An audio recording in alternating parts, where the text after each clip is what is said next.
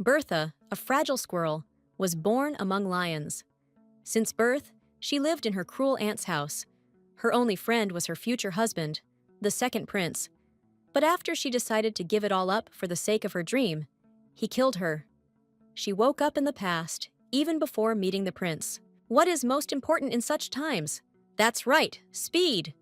She immediately ran away, slipped into her father's possessions. She is not happy here, but she will go to the end to reveal a terrifying secret, after which she will not be kicked out for anything. She was definitely dying, and she was definitely lying in a pool of her own blood. The girl could never have thought that people whom she considered close would treat her in such a way. But alas, they said goodbye to her without batting an eye. But now, for some reason, she was in the palace. And her age. She was reborn after death and returned as a young woman, a girl. At that moment, she went to bow to the descendant of the white snake, and she was asked to be very respectful. Finally, they reached their destination. And what was Balachka's surprise when she saw him in front of her? It was Ritter, the first crown prince, whom she was going to marry. What is happening here? Why is he here? It was this person who stood then and watched her die. And on his face was the same hideous and mysterious smile. As it is now, this is a twist. Higher powers give her a chance to change everything. At the sight of Balachka, the young man smiled even wider and asked the girl if they knew each other. Did he really not recognize her? Did he not recognize the victim he killed? Or is he pretending very well? But she once really loved him. Birdie remembers very well how her mother shouted at her in childhood so that she would not stare at the boy with beautiful blonde hair. After all, this is Crown Prince Ritter himself. But then she didn't care at all, even the Emperor himself. On the day of their first meeting, they looked like such little children, and now she has returned to the past again to meet her killer once again. Well, let's see what all this is for, and what will come of it. The prince saw that the girl was worried, so he tried to calm her down. It is not at all scary that she is not from the family of snakes, but from the lower class of squirrels. They will be good friends, despite all the rules and regulations. Indeed, Ritter treated Bertha with genuine kindness and understanding. For many years, he was not at all interested in the fact that they have a huge difference in status and origin. He liked spending time with the girl and taking care of her, and she believed him. She loved him for many years, until the moment when her dream began to become a reality. Then everything changed. His attitude became cold, arrogant, and at one point, he simply decided to kill her, biting Bertha's neck. The girl was lonely since childhood. The mother died very early, and she was given to be raised by a harmful and always evil aunt. Bertha's only salvation was books. She read everything in a row to distract herself from the cruelty of the world. Farina Sirius, Bertha's aunt, was an evil and straightforward woman. Maybe she became like this because of a difficult fate, but she was terribly annoyed by the fact that her niece was making a fool of herself, sitting all day reading some book. One morning, a woman appeared in the girl's room and coldly told her to gather. It's time for them to go. Although Bertha had no idea where they were going, usually, no one invited her anywhere. The aunt made an evil smile and said that it was time for her to benefit the family that feeds her and gives her a roof over her head. It turned out that the first prince wants to marry her, and this is great luck. Completely forgetting to ask the girl if she agreed to such an adventure, Farina turned around and ordered Bertha to follow her. Along the way, she reminded that the girl should consider the prince her future husband and serve him with faith and truth. This was followed by continuous moral education. Bertha must always bow before His Majesty. Do not forget to speak carefully and quietly. Monitor the clarity of her speech, and do not dare to contradict her in anything. One got the impression that Bertha was supposed to meet not with a man, but with some kind of monster. And this really stressed the girl. After all, the prince is approximately the same age as she, so why so much pathos?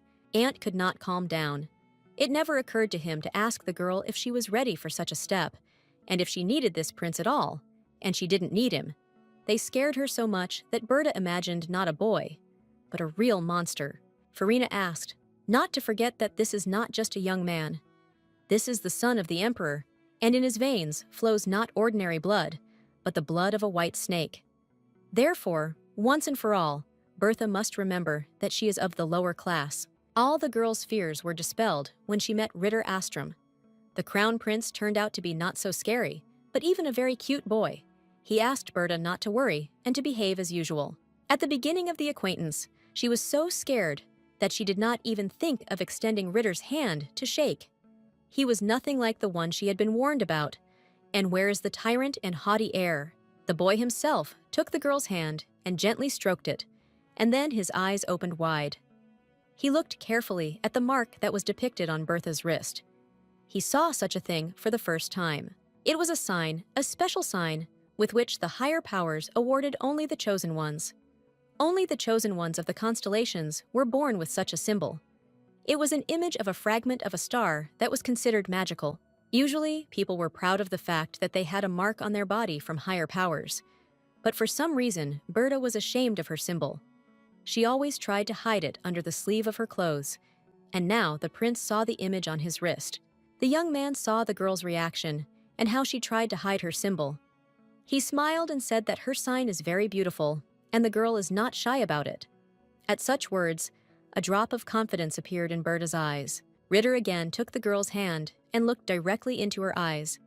He asked if she understands that from now on, he will always be on her side and will protect her in any case. But how can such a thing be at all? She is not worthy of such a relationship. From that moment on, the boy with blonde hair became her only friend. She married him and thought that she and the prince would become even closer to each other. But I was wrong. Her world turned upside down and collapsed. Fiorina reported that the girl would be engaged in a completely different place. And these classes were by no means simple. The woman simply used the lessons to take the girl's life under complete control. Beautiful and expensive clothes, delicious food and exquisite drinks, high society, and uninteresting secular conversations. All this was foreign to Bertha. She could not get used to such a life, but everything was not so bad. She found an abandoned attic where many books, interesting magazines, and newspaper clippings were stored. And now, at every convenient opportunity, the girl ran right here to distract herself. And there was one more interesting fact that few people knew about. At the behest of higher powers, Bertha could easily turn into a squirrel. Therefore, she often used this privilege and sneaked into the garden to bask in the sun. Sometimes the prince wondered how she was doing. When he saw a book in her hands, he asked what she was reading, and Berta read everything in a row. Now I was studying the book of laws. After all, in the future, the girl dreamed of becoming a trader and seeing the whole world. The girl thought that such a role was perfect for her. She will travel, and the wandering traders have an unwritten rule: to sell shame for a handful of coins. As her aunt used to say, it suits Berta. She had no idea that you could live your whole life in one place. It's pretty boring. You need to see the whole world. This was her cherished dream. Of course, no one supported her idea, but Berta did not care about others. The worst thing was that Ritter didn't want to listen to Berta's nonsense at all. She is the future queen. Why does she want to change the most important title in the country to the role of a traveling saleswoman? For a long time, the girl did not know how to talk about this topic with the prince. But one day she decided and simply asked if Ritter wanted to marry her. After all, the emu definitely doesn't like it. It's just what his mother wants. They are just friends, and real friends should help each other, and above all, be honest. So maybe they should come up with something to avoid this stupid wedding, which neither she nor the prince needs. The prince looked sadly at the girl and smiled. He also dreams about many things, but, alas, his dreams are not interesting to anyone. He is of royal blood and must follow all the customs and rules of his family. But how happy Berta's eyes were when she heard that Ritter was ready to help her make her dreams come true. It turned out that he really is a true friend and understands her like no one else. At least one person in this world wants to help her. One evening, the girl called the prince to her room and told him that she had a plan ready to escape from the imperial palace. She will run away from here and finally fulfill her old dream: become a merchant. Ritter listened carefully to the girl and said that he would help in whatever way he could, as he had promised. But first, you need to check everything well and prepare in detail. Everything must be done so that no one suspects that they acted together. In the conversation, the prince called Berta a princess several times, but she is not a princess. She has the status of a duke. but the guy said that this is for now, and let him just trust him, then everything will go well. The girl calmed down a little, and the guys began to develop an escape plan, scrolling through all the possible nuances. There was a lot of work, because they had to outsmart the entire guard of the Imperial Palace. Everything had to be thought through to the smallest detail. How to save money, where to find cheap housing for Bertha, what academy to enter in order to get a good education and spend a minimum of money. When the plan was fully drawn up, it turned out that they would not be able to do much because of their age.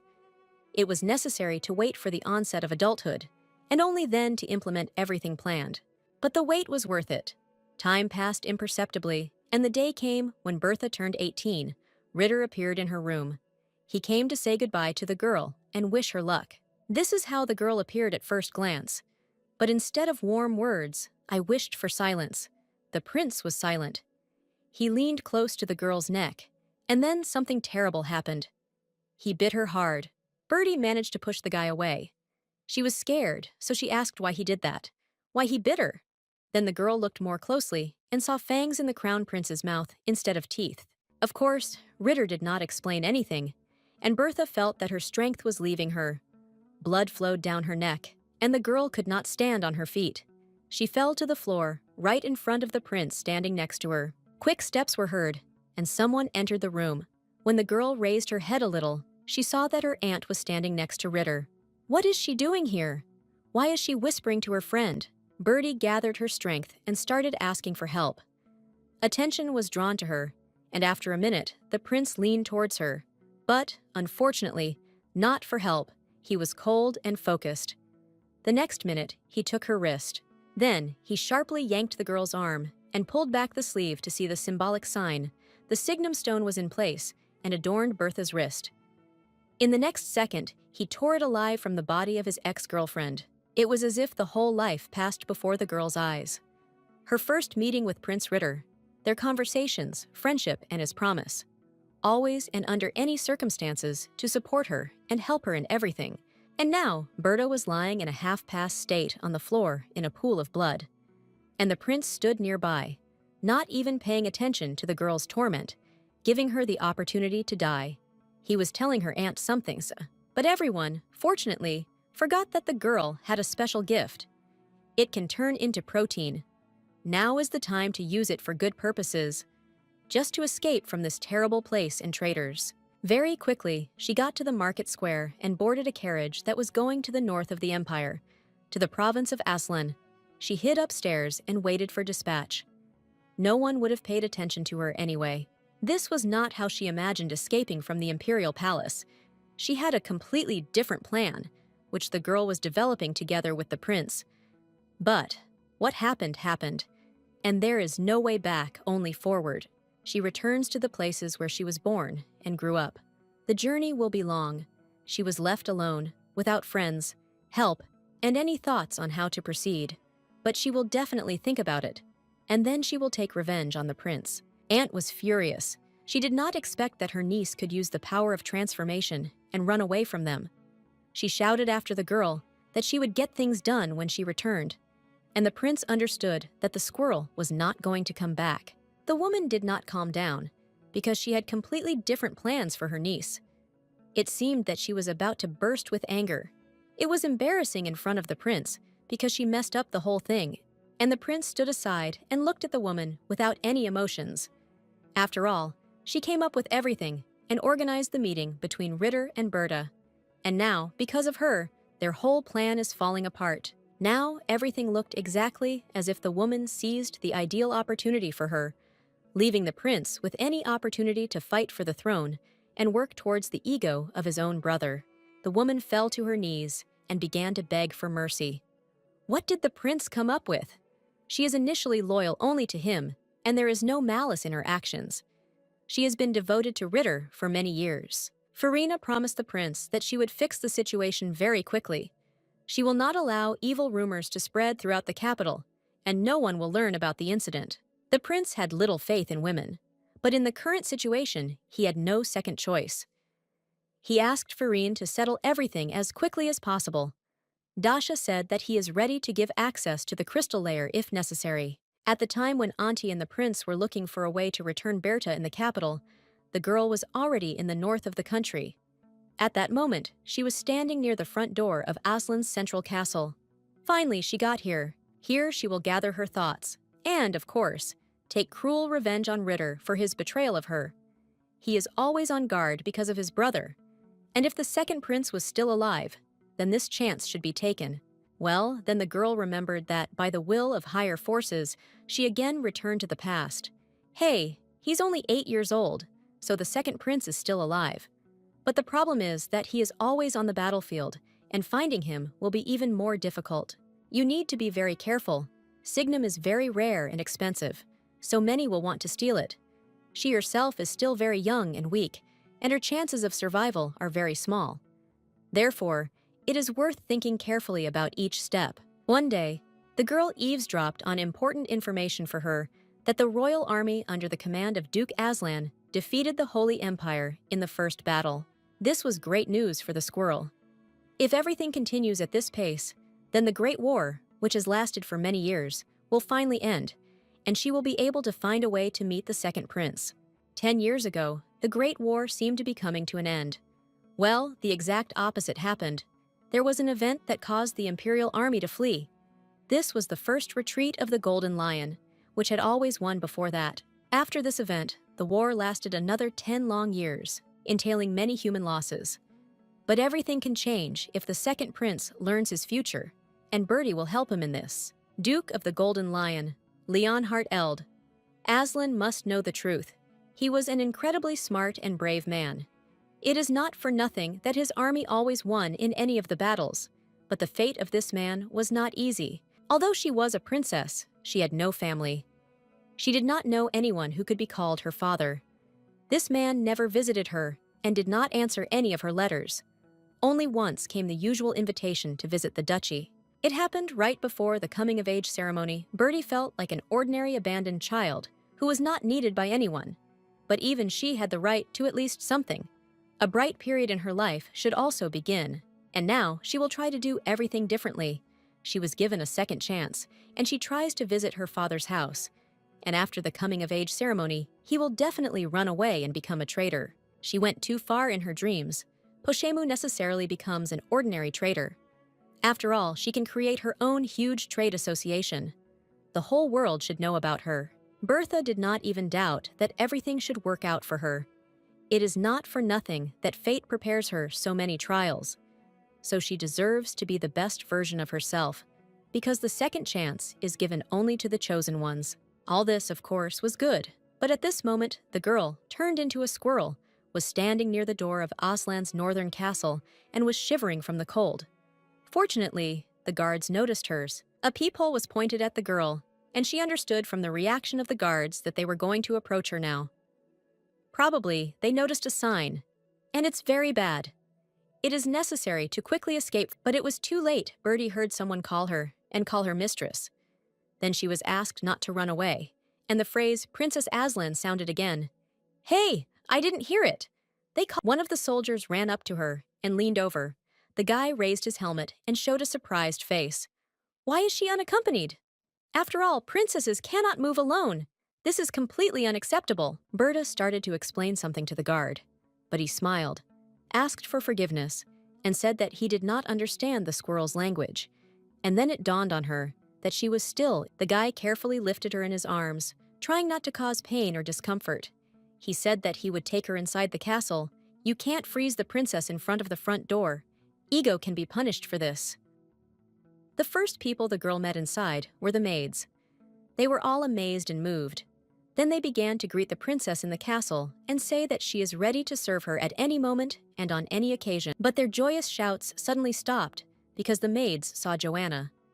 This was the main housekeeper. In appearance, the woman seemed very serious and impregnable. But in the next second, the chief servant leaned over Berta to get a better look at her.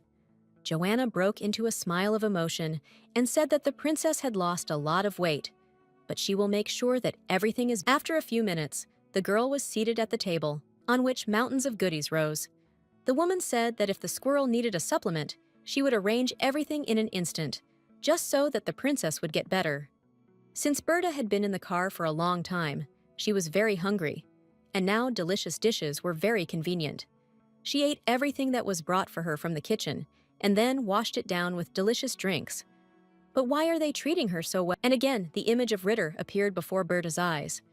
She remembered that no one can be trusted. Sometimes kindness brings terrible consequences. The prince also treated her very well, but as a result, he killed her. If people show you too much kindness and attention, then they definitely have ulterior motives, and they will definitely use them to offend. Berta learned this rule a long time ago. Therefore, the girl called Joanna over and said that she needed to tell the head of personnel something. It was necessary to feel the soil and understand what is really happening here. The woman immediately approached Berta, said that the girl can call her simply Joanna, and she is ready to fulfill any request. The woman thought that Bertha had a proposal. Not knowing what the girl was actually talking about, Joanna said that the hostess was not at home. He left for the battlefield again and did not tell when he would return, but she will be able to convey everything to him. He wrote, but when their master learns that the squirrel has finally returned home, he will surely hurry to deal with all the enemies in order to return home as soon as possible and see her. After all, her father loves her very much. In the meantime, the girl can rest and gain strength. But there was no time for rest. Berta asked, there is no main master who fulfills his duties in the estate. It was necessary to prevent. Before Joanna could answer the squirrel's question, the door suddenly opened and a young guy appeared on the threshold. It was the deputy master, Carlos Aslan. The guy's facial expression was slightly nervous. But when he came closer and took a better look at the girl, Carlos smiled. He greeted her and said that they had been waiting for the escaped squirrel for a long time, and finally she returned. But what would happen next? The girl had no idea. The situation looked as if the squirrel had escaped on purpose. Everyone was looking for her, worried about her life and health, but finally she returned by herself. Probably she created a lot of problems because of this. Joanna ran to intercede for the girl. The woman asked not to offend the poor girl. Vida is still very small. Then she asked the Duke why he was covered in blood and began to put his ego in order. Bertha had not yet been to the Duke's estate, but now she perfectly understood who was standing in front of her. She had seen his portrait before. It was Carlos Aslan, the same person the whole country is talking about. He was an incredible guy. It seemed he was born a warrior. He started wielding a sword flawlessly at the age of 10. There were and are no equals to him in this matter, and everyone says that the battlefield became his second home a long time ago. His enemies never knew mercy. He has no equal in military affairs. Because of his hair the color of dark blood, the inhabitants of the empire called him the King of Lviv. The girl has more than once heard different stories about ego exploits.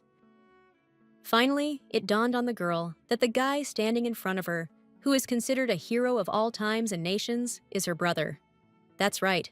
She didn't expect it. Carlos came even closer and sniffed strange thing. The guy clearly identified the smell of snakes. But why does she emit such a smell? After all, this is not characteristic of proteins. So something happened to. If my brother knew what happened to Berta a few weeks ago, then everything would be clear to him. She was overcome by people whom she completely trusted. These people are vile sales snakes, but she will take revenge on them soon. It seemed that absolutely nothing could be hidden from this guy. He sees through people, and from the first time distinguishes between truth and lies. It was dangerous to look into his eyes. She has such a wonderful brother. For the first time in a long time, Berta felt that she was in a safe place. But such a terrible and strong Carlos was filled with warmth and pacification. It was as if she was under a warm, weightless blanket. Usually, everyone was afraid of the young Duke. Ego's bright yellow eyes in the series make people fear and panic. But Berta looked at the guy with a smile and affection, and he was surprised in return. Has there really been a man who is not afraid of him? At the next moment, Carlos bent down and took the girl in his arms. He hugged her tightly and held her like that for several minutes. As it turned out, then he gave her his smell, the one that the entire Aslan family should smell like. The fact is that no one has ever hugged Berta. And it was at this moment that she was frightened by the fact that she did not know how to react to such behavior of her brother. Yes, and why does he do it? At first, she thought that seeing that the girl was frightened, the Duke put her on the ground, and Joanna started scolding the guy for scaring the squirrel with his actions. She just returned home. She needs to recover. The woman reminded that this girl is his sister, and he should take care of her, or just treat her carefully. But the young man replied that it doesn't matter. She's just an escaped squirrel. And the Duke was absolutely right.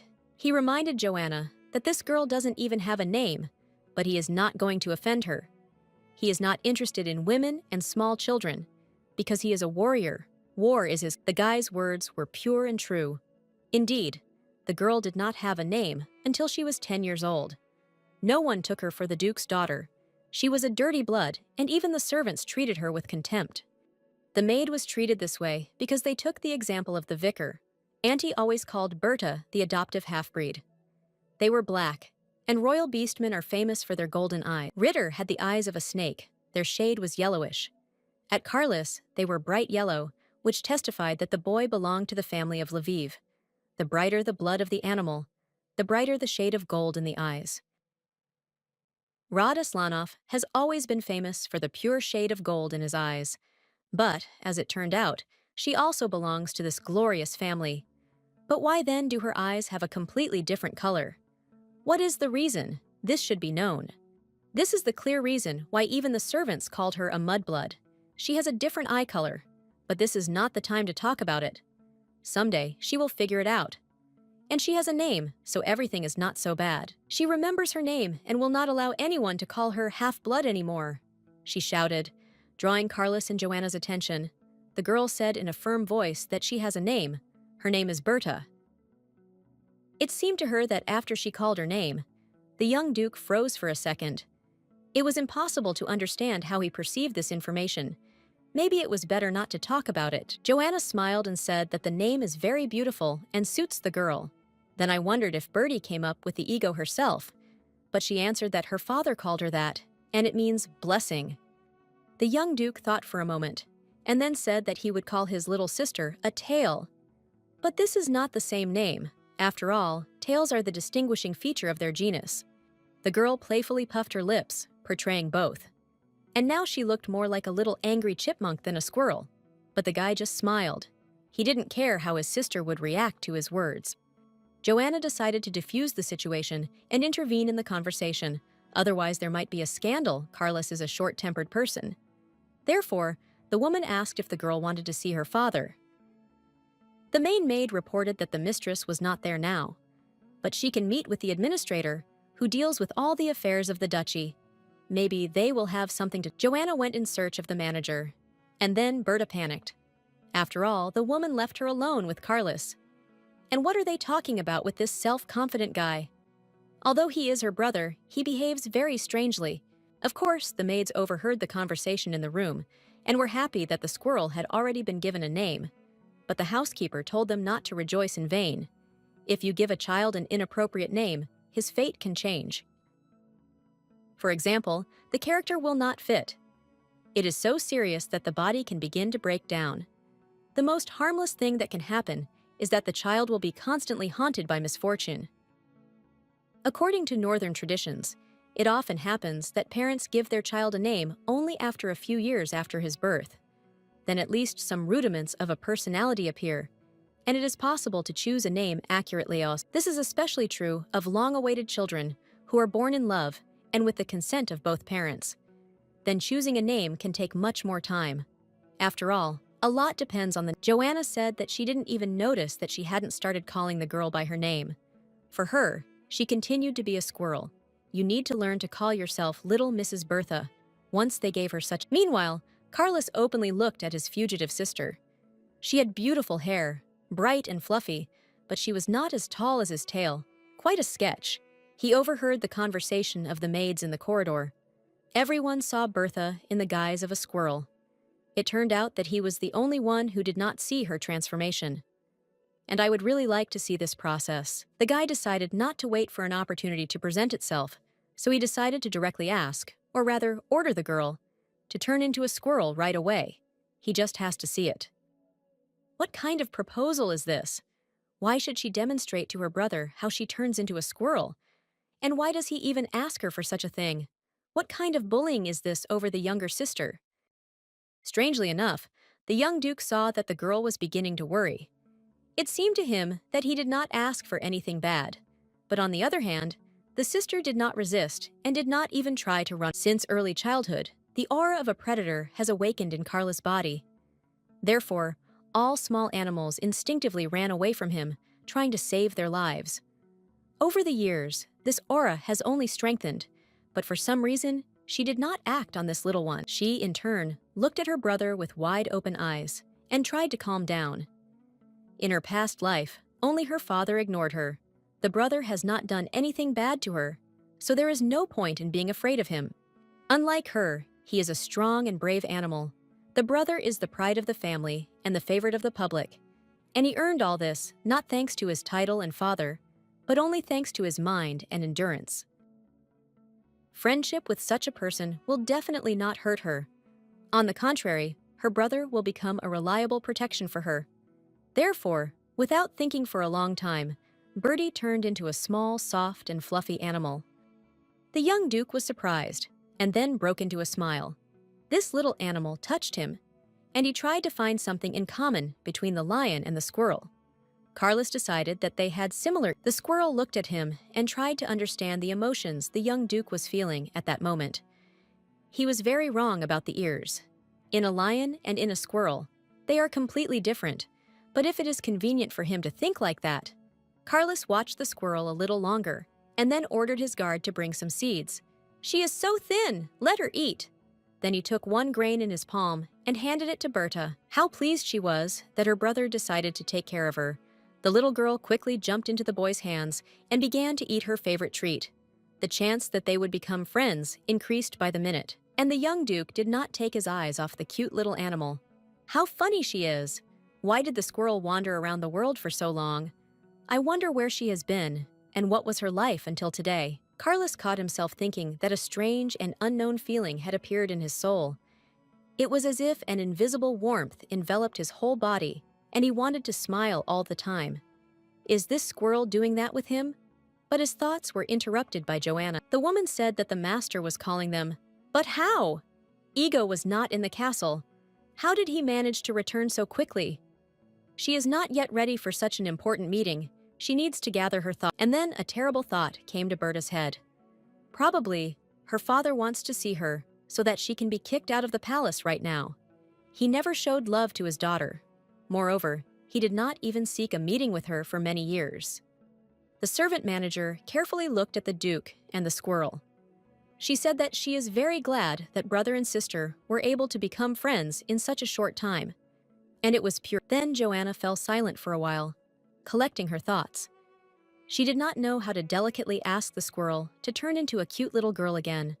She cannot appear before her father in the form of an animal. When the maid took the girl to her room to change into better clothes, the Duke began to question his guard about how the squirrel got into the castle. He replied that he found her at the central gate. She froze and wanted to get inside. For some reason, the baby never left the young man's mind. Her fur was so soft and fluffy, and when she turned into a girl, she became even cuter. And most importantly, she is not afraid of him at all. Obviously, Carlos really liked the role of the older brother. He had never had to hold small animals in his hands, but they ran away from him, saving their lives. But this squirrel feels his energy and is not. Half an hour later, Joanna and the baby returned to the young Duke. Together, they went to the door behind which was the hostess's office. The atmosphere was quite tense. Berta did not know what was waiting for her. But everything happened wrong, as the girl imagined herself father was not in the office. Instead of him, a pleasant young man stood at the table and smiled at the guests. Joanna forgot to say that they are not going to the hostess, but to the manager. He was a nice-looking guy. His name was Count Yahello, and he was Master Aslan's right-hand man. The manager got up from the table and bowed to the girl. The girl smiled and also introduced herself, saying that her name was Birdie, and this name was given to her by her father. But they told her that the Pope wanted to see her, but it turned out that this was not the case at all. But she doesn't mind talking a little with the manager. The man thought a little, then answered that the master asked to notify him immediately after the girl appeared in the palace. For this, the manager uses a magical crystal layer. It turned out that with the help of this magic ball, which was a kind of communicator, you can communicate in real time. The Duke is now at war, but he will talk to his daughter without any problems, even at a distance. There are, of course, some nuances. For example, if a fierce battle is going on now, it will be extremely difficult for her father to get in touch. The North is now in the middle of a fierce war with an enemy nation. The girl wanted to shout loudly that she is here precisely because she wants to prevent this cursed, protracted bloodshed. But she did not decide, because she did not know how those present would react. The manager tried to connect Berta with her father with the help of a ball, but nothing happened. The man apologized and suggested that now the owner is in the very center of military operations. The Duke was so busy that he simply sent his daughter to the capital and forgot about her for many years. Probably he did not expect that the girl would decide to return to her native home, where she was not expected at all.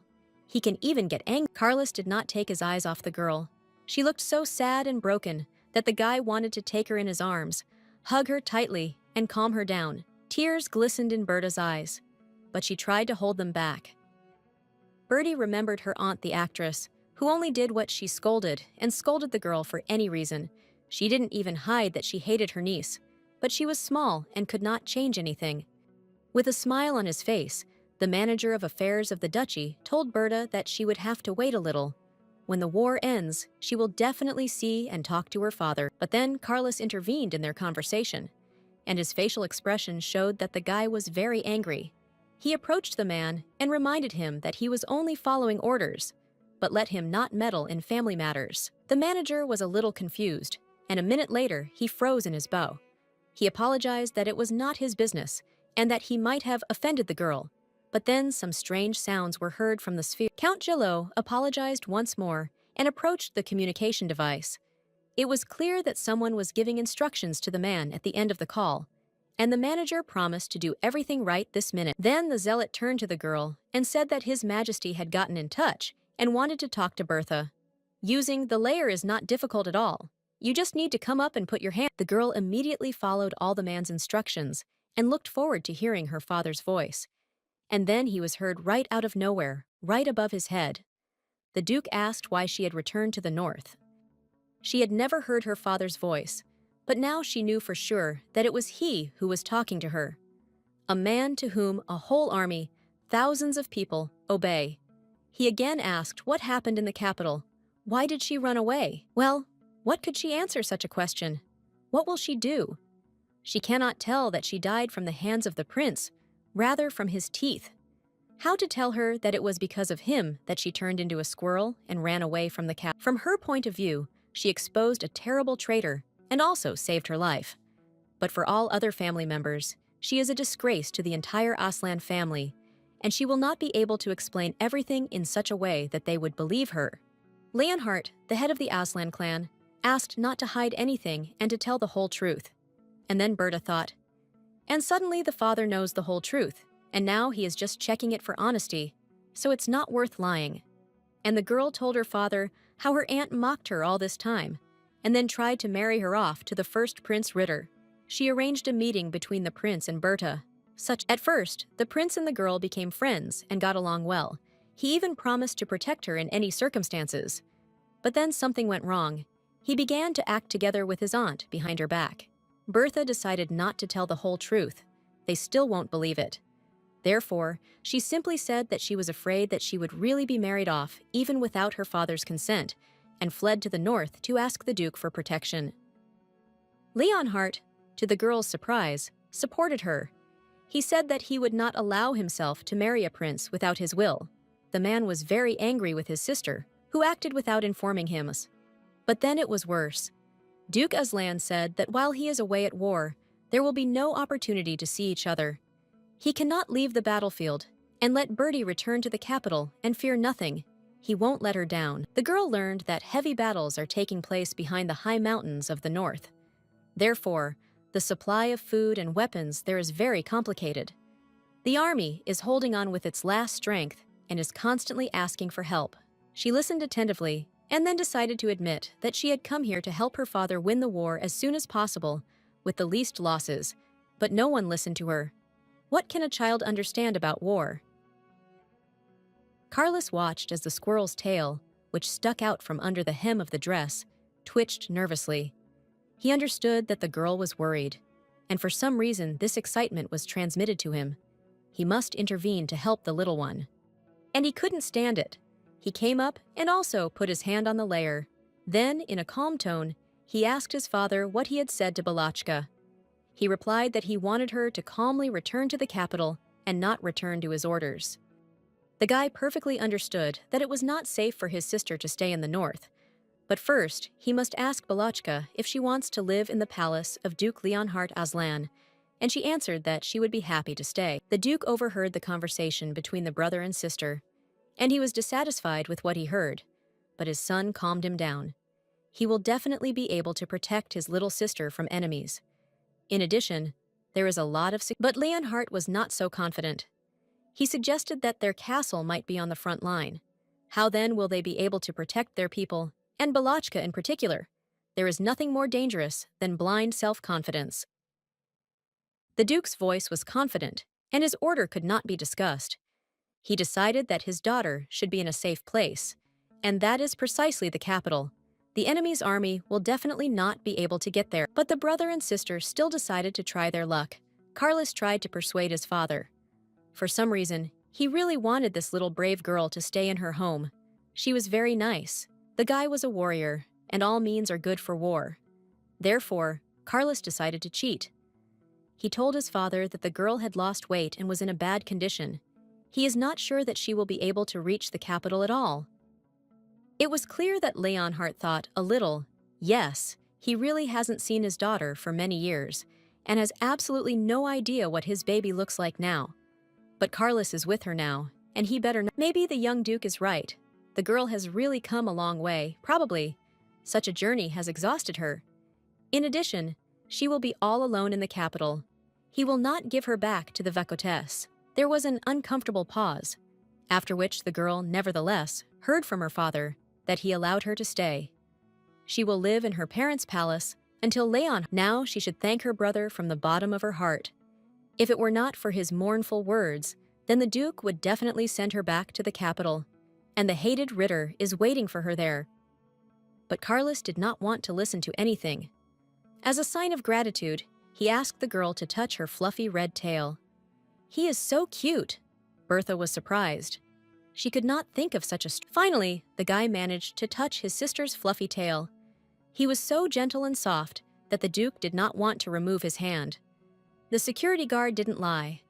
The squirrel's fur... Bertha could not say that her brother's actions brought her great pleasure. She was afraid that the boy, like all boys, would start pulling her favorite ponytail. It would be better if he asked to touch her pigtails. Suddenly, Joanna ran into the room screaming. The woman reported that a fire had started in the palace. The warehouse in the left wing caught fire, and most of the building was also engulfed in flames. Panicked, the young Duke reacted instantly. He knew very well that it was there that most of the spare ammunition for the army was located. And if the fire reaches there, the army will surely be without weapons. What will he say to his father? When the boy finally ran to the place of the fire, he saw a continuous fire that consumed more and more territory. He was not confused and immediately began to command. A lot of water was needed.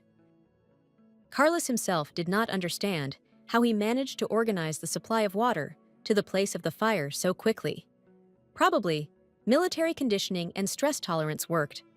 All the inhabitants of the castle. Only one squirrel stood aside and could not even move. She understood that this was the first news about the retreat.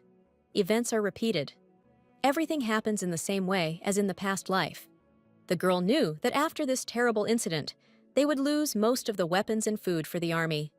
The troops will have to retreat, and the Duke will not be able to finish this war. She had already seen all these events in her past life. Many then did not understand the reason for the first retreat of the army. Duke Leonhard then became a national laughingstock. From the golden lion, he turned into a wet kitten. The girl also knew that her father did not reveal the details of those events. He did not want to tarnish the royal honor. The first reason was a fire, then the lack of food for the soldiers. And next year, a huge disaster will happen. The army of the Kingdom of Aslan will lose a huge number of soldiers in this catastrophe. This will be almost half of the composition, and the Duchy of Aslan will suffer huge losses. Bertha understood that she needed to prevent all this at all costs. To prevent all subsequent troubles, it is logical to stop the very first trouble. That's what the girl thought and decided that she would not allow the first retreat of Aslan's army, no matter what. It is within her power. Carlos went somewhere, and after a while, the girl found out that he turned into a lion and went in search of the one who set fire to the building with provisions for the army. 2 hours later, the criminal was already caught and brought to the palace. It is worth noting that Berta saw her brother in such a way for the first time, and what she observed, she liked more and more. In this form, Carlos was even more formidable and self-confident, but it was not long to watch the boy lion. After a few minutes, he turned back into a beautiful young man with an amazing torso. Probably, he deliberately forgot to put on a shirt. As it turned out, the criminal was already dead. The guards asked if the master had killed this traitor, but Carlos calmly answered that this person committed suicide. Probably, he was afraid of punishment for what he had done. The young duke came closer to the lying corpse and carefully looked at his hand. A sign was visible on the outside of the palm. The guy took a closer look. This was an image of the mark of the Holy Empire. But something did not agree in the guy's conclusions. A criminal cannot walk near the warehouses that he set fire to, even if he does not gather in person and hide. Yes, and he has a label in a very visible place. This is some kind of trap. The Duke thought he is not used to taking everyone's word for it. You need to check everything thoroughly. Everything can't be so easy and obvious. Someone is trying to circle the ego around the finger, but Carlos is not one of the weaklings. A man who was in charge of provisions for Aslan's army approached the boy. He was confused. Tomorrow they had to send wagons with food and weapons to the battlefield. But what to do now? Nothing will be. Count Yahello appeared out of nowhere. He was slightly saddened and said that it was his fault that he could not foresee the fire. Duke Leonhard appointed him manager, but he could not live up to the owner's trust. But Carlos calmed him down. There are no guilty parties here. No one could have predicted such a turn of events. The fire was planned by someone from the enemy. But still, probably, there is a traitor in their house who helped the criminal. But the manager was completely upset. He asked for forgiveness again. He had to better monitor the situation in the palace. Now, because of him, the army will be left without provisions, and this will lead to defeat in battle. Carlos could not get rid of the habit of suspecting everyone and everything. It seemed strange to him that the manager ran to them on the street, and what is even more strange is that for some reason he wants to put the blame on himself. Bertie stood for a long time and watched what was happening from the side, but finally she decided to intervene. She asked to be heard because she has something to say, but Carlos smiled and called her tales. And why? Looking at the naked torso of the young duke, she could not express her thoughts clearly. It was very annoying.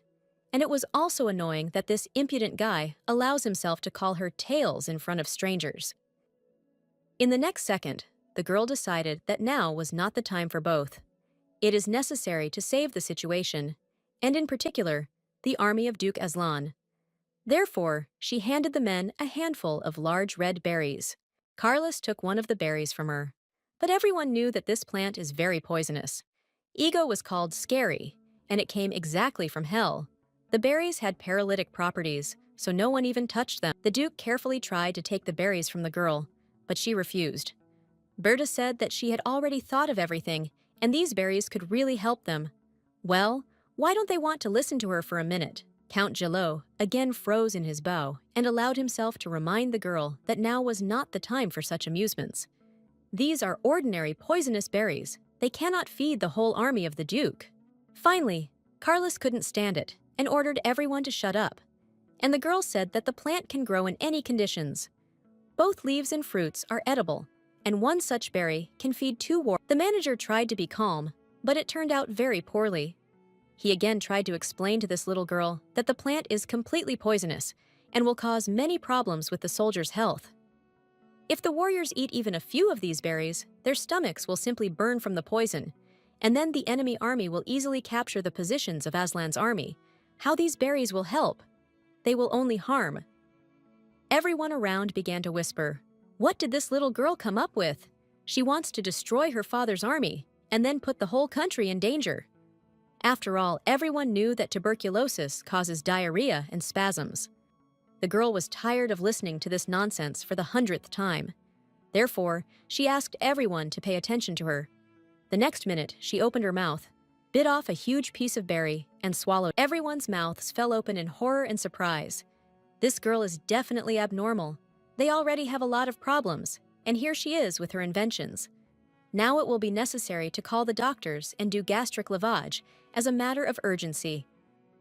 The doctor appeared immediately at the behest of the young master. What a stupid ego sister, stupid and stubborn. But the doctor examined the girl and said that she was absolutely healthy and there were no signs of poisoning. The Duke was furious. Well, that can't be, because the tuberosum berries are very dangerous. Why doesn't Kvostik get an upset stomach?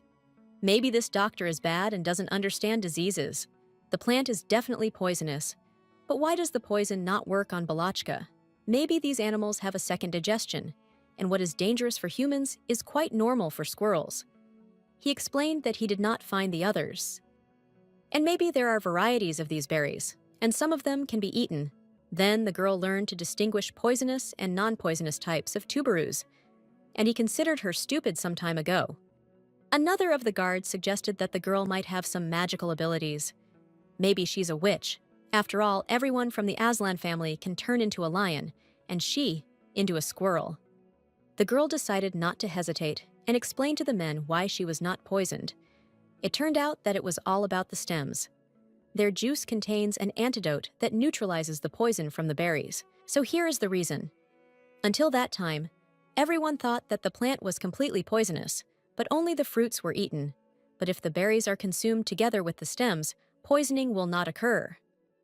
Before coming here, the girl chewed several stems. The liquid worked, so after she swallowed the berry itself, nothing special or terrible happened. She was not poisoned. Bertha knew that this fact with the stems of tuberose berries would be revealed only in a few years. One of the criminals in the future will simply eat the whole plant and not die from severe indigestion. Since the guards were afraid of testing the effect of the plant on themselves, the young owner had to do it.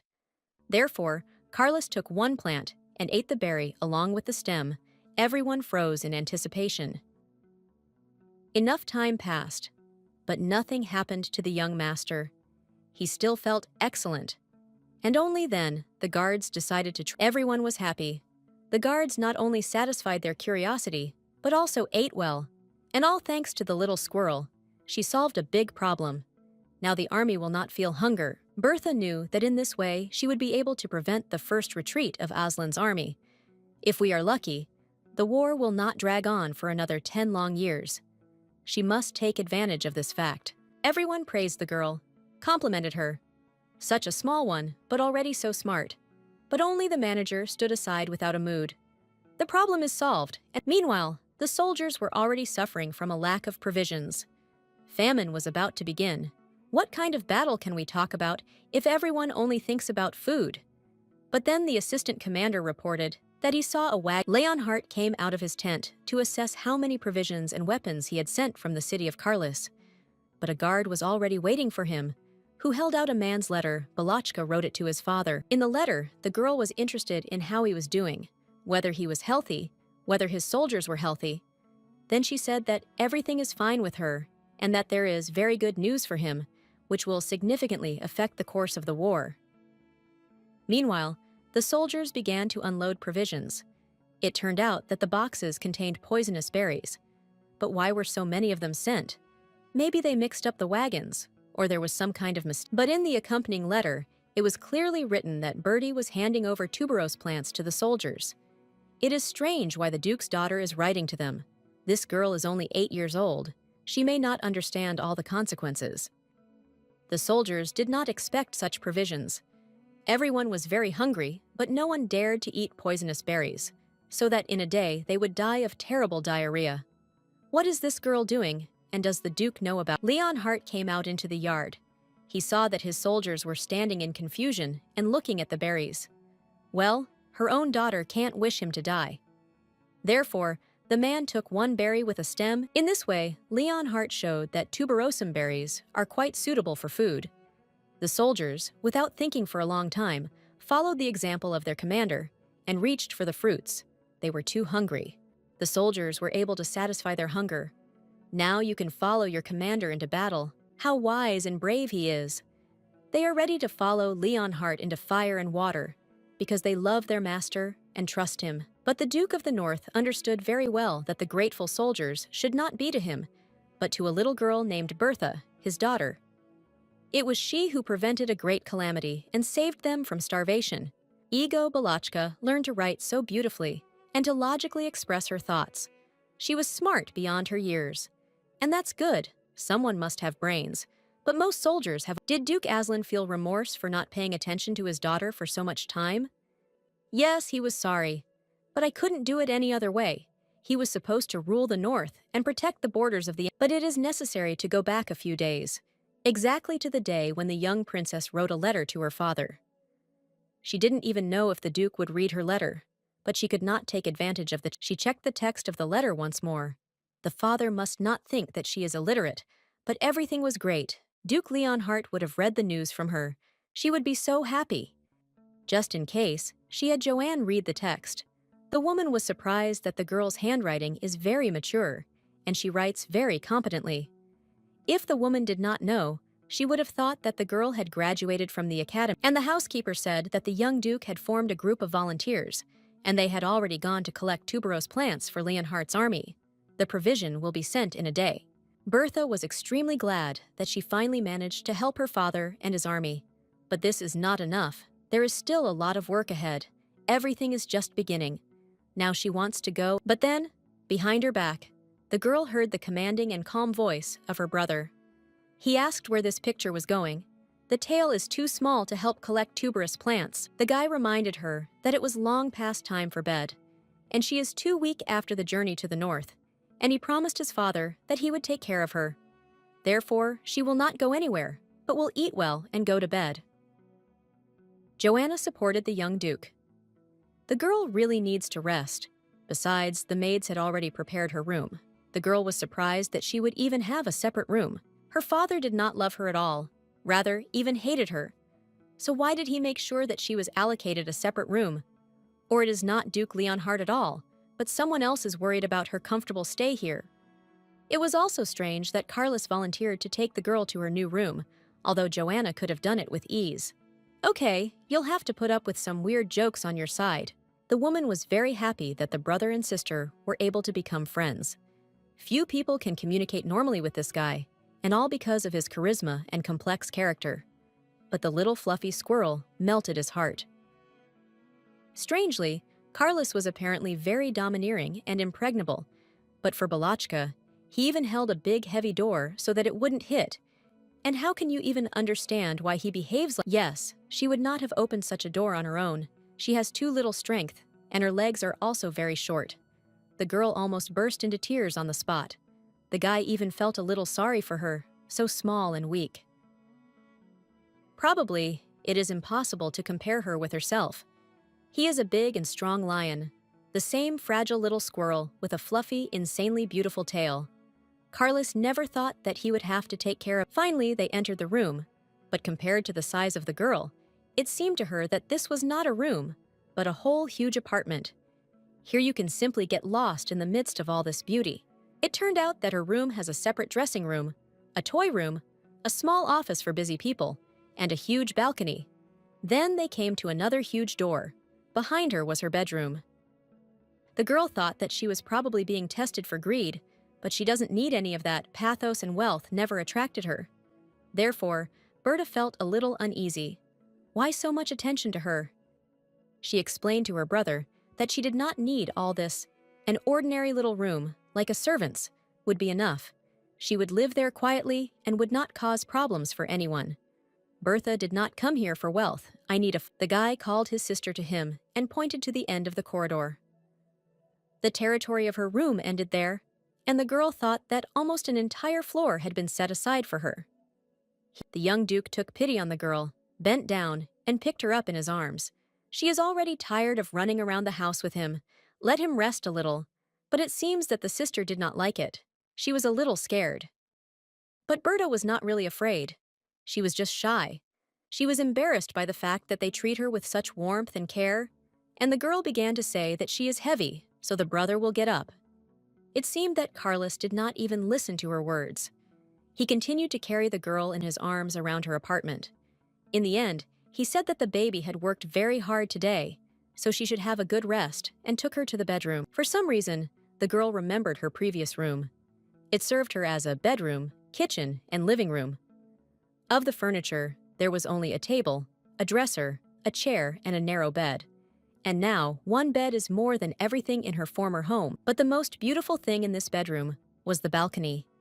It offered a stunning view of a small, beautiful lake surrounded by bushes and trees.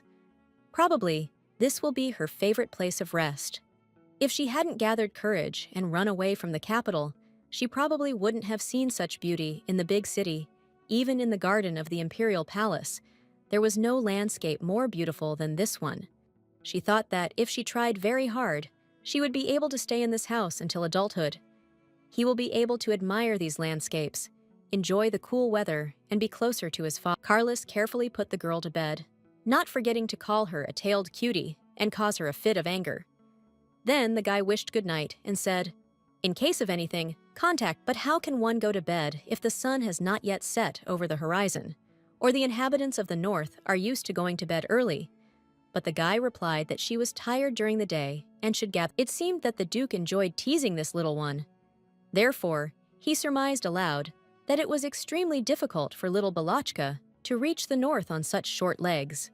She wanted to be angry with Carlos, but for some reason she couldn't do it. He was too kind to her. No one has ever treated her with such trepidation. Therefore, she simply puffed her lips and answered that she came here in a... When will he get tired of making fun of her? She didn't do anything wrong. She just returned to her parents' home, closer to her father. Maybe he is jealous of her for her father. You can't just be so harmful for no reason. Joanna suddenly appeared on the threshold of the bedroom. She apologized for disturbing the conversation between her brother and sister. But the maids have come and are waiting when it will be possible to prepare the little lady for bed. What the woman saw surprised her very much. The young master was playing with the squirrel, and a sweet smile played on his face. She had never seen him so calm and peaceful. Carly seemed happy, but the same could not be said about the squirrel. She looked confused and slightly angry. Why should she turn into a furry animal at the first order of this abnormal Carlos? She is not, and he wanted to play with her. Just stay together and make sure that this little squirrel likes everything. Carlos brought a mountain of toys, sweets, and clothes. His eyes shone with joy. Joanna was also happy and asked Balochka if she liked playing with the young master. After all, he is so happy that he can spend time with her. She changed Carlos, made him happier. I wanted to burst out of anger and resentment because no one understood the squirrel's tongue. She just wants to explain that she doesn't like all these games and entertainment. She just wants a normal attitude towards herself. The girl was helped to put on pajamas and prepare for bed. Judging by the nightdress, it cost a lot of money. She did not understand why she should sleep in such expensive things. So the Duchy of Aslan is much... Before going to sleep, Berta wanted a drink of water and left the bedroom in search of a cup and a decanter. But, as it turned out, the young master was still here. Why doesn't he leave? What is waiting for? She asked her brother if he wanted to. He examined the girl from head to toe and said that he had decided to stay here before Balachka fell asleep, so that no one would disturb her sleep. And he asks her not to communicate in such an official tone. He is her brother. Carlos found water and gave the baby a drink. Then he picked her up again and carried her to bed. She became shy again. Why does he care about her so much? After all, she can easily get into... He once again wished the girl a good night and offered to tell her a bedtime story. But Balachka pouted for some reason and refused. Then the guy decided to just sit in her bed until she fell asleep. What is happening at all? At first, he seemed so formidable and impregnable, dared and called names. But now, for the first time, he called her by her name and not by a small tail. And how does she... While Squirrel was sleeping in bed, in the other wing of the palace, Count Jalot was raging with anger. And how did this little fly, unknown to anyone until now, the squirrel was able to prevent him from carrying out his... He prepared everything for so long, planned every step, provided for all the nuances. And here is the trouble. This ugly little girl appeared, which pokes its squirrel nose where it shouldn't be. Now he needs to explain everything to customers. The magic layer signaled that they wanted to contact him. Well, why exactly now? What will he say to the lady? How will he explain that their plan has failed? But there is nothing to do. You will have to get in touch and come up with something. The second queen, Astrum, was not in the mood. She is not used to waiting for a long time, and this abnormal managing zealot allows himself not to get in touch. How to understand it? What does this fool allow himself? How did this traitor dare not get in touch at the agreed time? She was waiting for good news from him, but for some reason, she suspected that Zealot did not have them. He is just a mean. She called the executive teacher to her. After all, it was she who allowed the girl to escape to the north to her father. Let him now solve these terrible problems. Viscountess Sirius must not repeat her mistake. And Mrs. Sirius perfectly understood that the queen rarely jokes. Now the situation is extremely complicated. It is necessary to try to fix everything, otherwise Her Majesty will order to deal with her in a matter of minutes. Berta's morning began with the beautiful singing of birds outside her bedroom window. Never before had she paid attention to how beautifully chirping sparrows were, how beautiful the sunrise was. This is the real magic of nature. After some time, the maid knocked on the room. The girl asked how Balachka slept in the new place and whether she was all right, and then she offered to choose a dress that she would wear today. As far as the girl remembered, she had only one dress, the one in which she got to the northern castle. But after a few minutes, she realized that she now has a whole wardrobe with dozens of beautiful. When Berta came out of the dressing room, the maids were simply delighted by the beauty of this girl. She was so cute that everyone wanted to touch her, hold her close, and hug her. After all, there were never children in the millions of compliments started pouring in on the girl. And she stood and did not understand by what criteria they were evaluating her appearance. She is an ordinary girl who can simply transform into a squirrel. In the capital, completely different things were considered beautiful and cute. For example, people considered gold coins that hid the future from prying eyes to be beautiful and delightful. Jewels were beautiful, but not people. It is very difficult to get used to such an attitude. Before, my aunt had never called her beautiful, or even cute, and here everyone admires her. There are completely different values here, or they consider. That's why Berta decided to put all the dots above the Y. She explained to the maids that it was not a toy. It is not a thing and belongs only to itself. But the girls did not understand what she was talking about and continued to wash their hands. Finally, all these tests with the selection of dresses and changing clothes ended, and the maid said that it is possible to go downstairs for breakfast. Bertie sighed. It will be possible to get rid. Another maid came up to her in the living room and thanked Berta. It turned out that her beloved was fighting together with Duke Aslan, and the girl saved him from starvation by her act. And again, the girl was deeply surprised. Some time ago, she was given a lot of compliments about her beauty, and now she is being praised for her intelligence. It turns out that she is not only beautiful, but also smart. Probably, they need to get used to it. The estate of the Duke of the North was strikingly different from life in the capital. People here were cheerful and friendly. The palace shone with purity, beauty, and luxury. It seemed that she had fallen into a fairy tale and did not want to go back. Carlis was already waiting for her at the table in the living room. He was smiling and in a good mood. But why did you come? To have breakfast or to see my little sister? The guy was amused at the sight of Balachka. Asked how earlier, my aunt said that Berta's presence at the table made everyone lose their appetite. She got used to having to eat alone. Therefore, now she was not comfortable with the fact that she eats in the presence of other people. Bertie got up from the table and headed for the exit. She apologized and said that she would wait in the room until the young Duke had breakfast. She will not interfere and spoil the guy's appetite with her appearance. But the Duke's face instantly became sad and slightly surprised. He was upset. He asked why she didn't want to have breakfast with him. Hey, unpleasant ego company. He will then leave himself so as not to spoil Balachka's mood.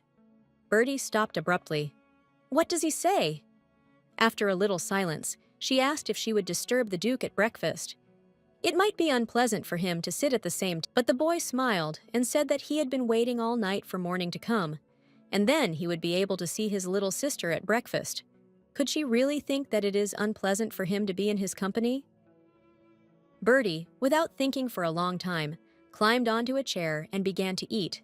Everything was incredibly delicious. Carlos calmly sat opposite and watched her with affection. She should ask herself well, let her grow and grow. Breakfast was great. It turned out that eating in the presence of good people is much more pleasant than in complete solitude. But everyone treats her well only because they don't know that her father hates her. Duke Leonhardt had not been in the palace for 5 years. He spent all his time at war. Therefore, it is not known here that he hates his daughter, considering her a burden for the family. He is just ashamed of his child. When he returns from the war, everything will fall into place, and people in the palace will understand that Bertha must be treated in a completely different way. She should be despised and shunned. After all, the Duke does not need her at all. You need to calm down a little and stop believing in silly fairy tales with a happy ending. At some point, Carlos's attitude towards her will change, but she knew from the very beginning that this would be the case. But until this happens, she can be kind to all these people who surround her now. Even if it ends, she will remember these good times with gratitude. She should be kinder to the young Duke. After all, he treats her very well. Maybe he doesn't mean to call her Tails and Little Fluffy. She is really very small. The girl immediately ran to the garden and collected many different berries and nuts. So she will be able to thank all the servants, and she will take most of it to Duke Carlos.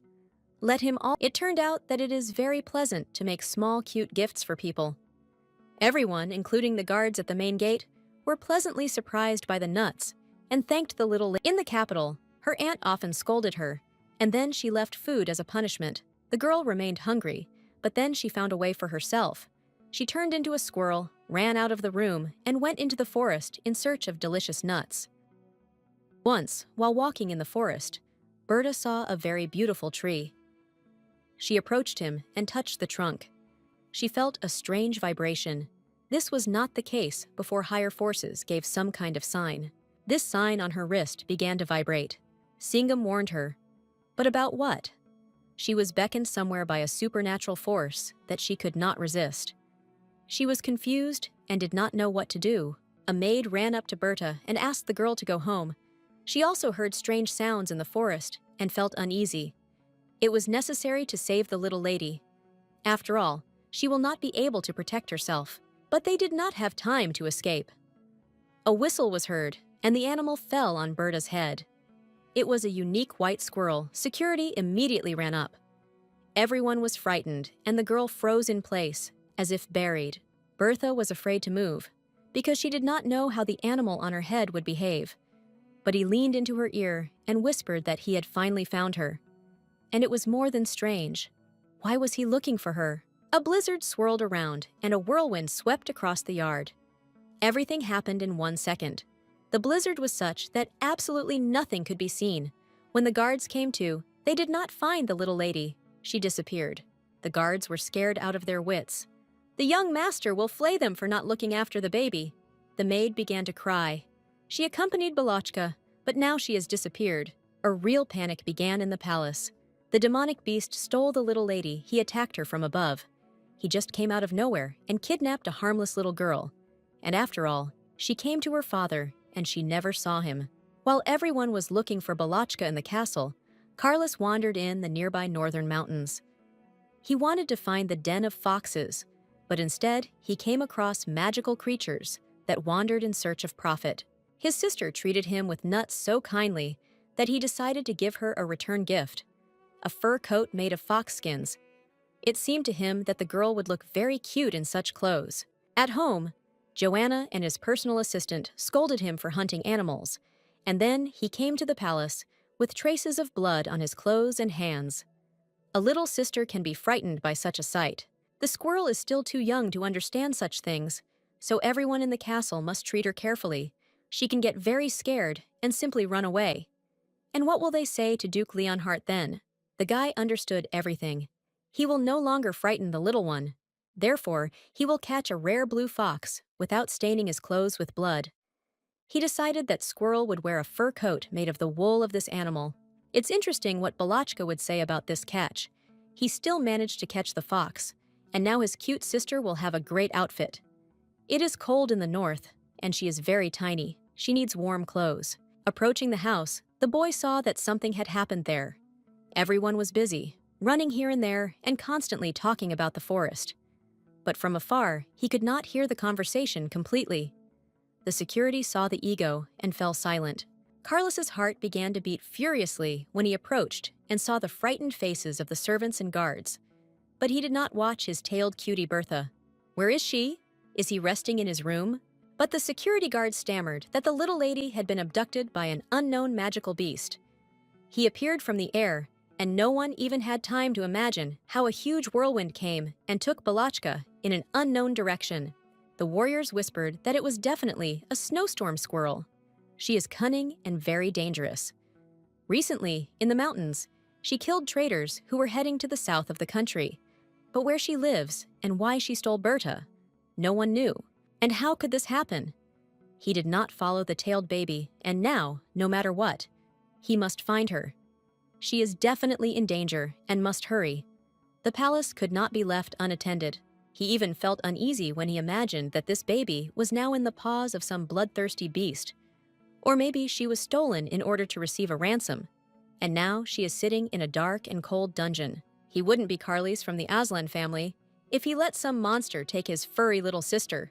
The Duke barked for all the guards in the castle to gather. They go in search of Balachka. When the squirrel came to, she did not immediately understand where she was. There was a winter forest all around. It was cold and very scary. All she remembers is the whisper of a small white squirrel on her shoulder. After looking around and calming down a little, Bertie finally realized that she was on Severnaya Agora. But how could she be here? Who brought her here? Suddenly, she heard a voice. Someone quietly greeted her and said that she had finally reached the right place. Returning, the girl saw a small white squirrel in the snow. She was the one talking to her. The animal called Bertie a fragment. Then he explained that it is a fragment of a star. No matter how hard Bertie tried, she still couldn't understand anything. What other star? What fragment? What is this strange squirrel talking about? And she said that the girl is part of it. White Fluffy began to explain in a different way, so that it would be more understandable. Belchanok said that he is a constellation, the ruler of all stars. To be more precise, there is a constellation of squirrels in the sky. Earlier, the girl had heard something about the constellations, and about the fact that the ancestors of beastmen live on them. But she could not even think that such a thing exists in reality, and now she sees her ancestor. Just in case, Berta checked with the squirrel whether her train of thought was correct, and he nodded positively. It was thanks to him that she ended up here. But this is not for long. The constellation just wants to talk to her. And then there was silence. The girl finally understood. When she died, all this movement in time was arranged for her by the constellation. That is why she has a second chance to change everything. Sozvezdi reported that it will disappear soon. Bertha must take care of this magical animal, that is, a white squirrel. And he also needs to tell the girl something very important, or rather, the reason why she got into the past. But only the constellation began its story, as the magical time ended, and the voice began to slowly disappear. As a result, she did not hear anything. She was left with a small squirrel and zero information. Well, that's all fate laughs at her and makes it clear that her happy days will come. Oh, so soon. She can't really take care of herself, so now she also has a ward, a small animal. While she was raging with anger for not being able to find out absolutely anything, strange steps were heard from afar. Bertie thought that these must be monsters for sure. They definitely exist in these forests. But, as it turned out a minute later, it was a man. Besides, his voice was very familiar to the girl. Another minute, and Berta saw a young man in a black hoodie in the clearing. He seemed very excited and slightly confused. Just in case, the squirrel raised her hands up, showing that she has no weapon and is completely harmless. Who knows what this man needs and why he wanders alone in the middle of the forest? Bertha expected anything from the stranger, but not that he would start laughing loudly. He was not only suspicious, but also very strange. What is this laughter for? What's funny that it was stolen? In addition, it was at this moment that the torrential rain began. Only ego was not enough in this stupid situation. Birdie took a step to leave, but the stranger told her to stay put. Then the young man told the girl not to worry. He will simply save her from this monster. That is, he will destroy the squirrel. But she screamed and hid the animal in her arms. This is not a simple ordinary forest squirrel, but a very important magical animal. He was sent to her by a special constellation, and Bertha must take good care of him. Therefore, the squirrel will not give in both. Bertha tearfully begged the guy not to harm the little creature. If the squirrel dies, she will never be able to communicate with the magical constellation, and it is extremely necessary for her. Surprisingly, the stranger very quickly agreed not to touch the animal. The rain continued to pour, as if from a bucket, and Berta began to sneeze from the cold. She was almost completely soaked and very frozen. The guy held out his little hand and asked to follow him. You can't continue to stand in the rain. It won't take long to catch a cold, and he doesn't want this very much, so he has to help the young lady. Bertie frankly told the young man that half an hour ago she thought him strange, and now, when he called her lady, he seems even more strange to her. And where will he take her to hide from the rain? But the guy said that RT should look no less strange. Her clothes do not suit the weather at all, and she also carries a bag with a strange animal inside. So which of them looks weirder? He opened one half of his cloak and offered the girl to hide there. He said that he saw a forest house not far from here. He can take her there to dry out and wait out the storm. A few minutes later, the stranger and the little squirrel were already opening the door to the small house. It was a temporary residence of hunters. At that time, the house was empty and it was very convenient. Thanks to the huge cloak of this strange man, she did not get wet and even warmed up a little. What could not be said about him himself, the guy was soaking wet. But for some reason, he was smiling. Bertha perfectly understood that the stranger was very cold. He trembled, but tried his best not to show it. Therefore, she suggested that he take off his wet cloak. You can't let him get sick. Otherwise, she will feel guilty about it. And if he doesn't want to show his face, she's ready to turn away so he can take off his hood. The guy thought for a while. Indeed, it would be nice to take off a raincoat.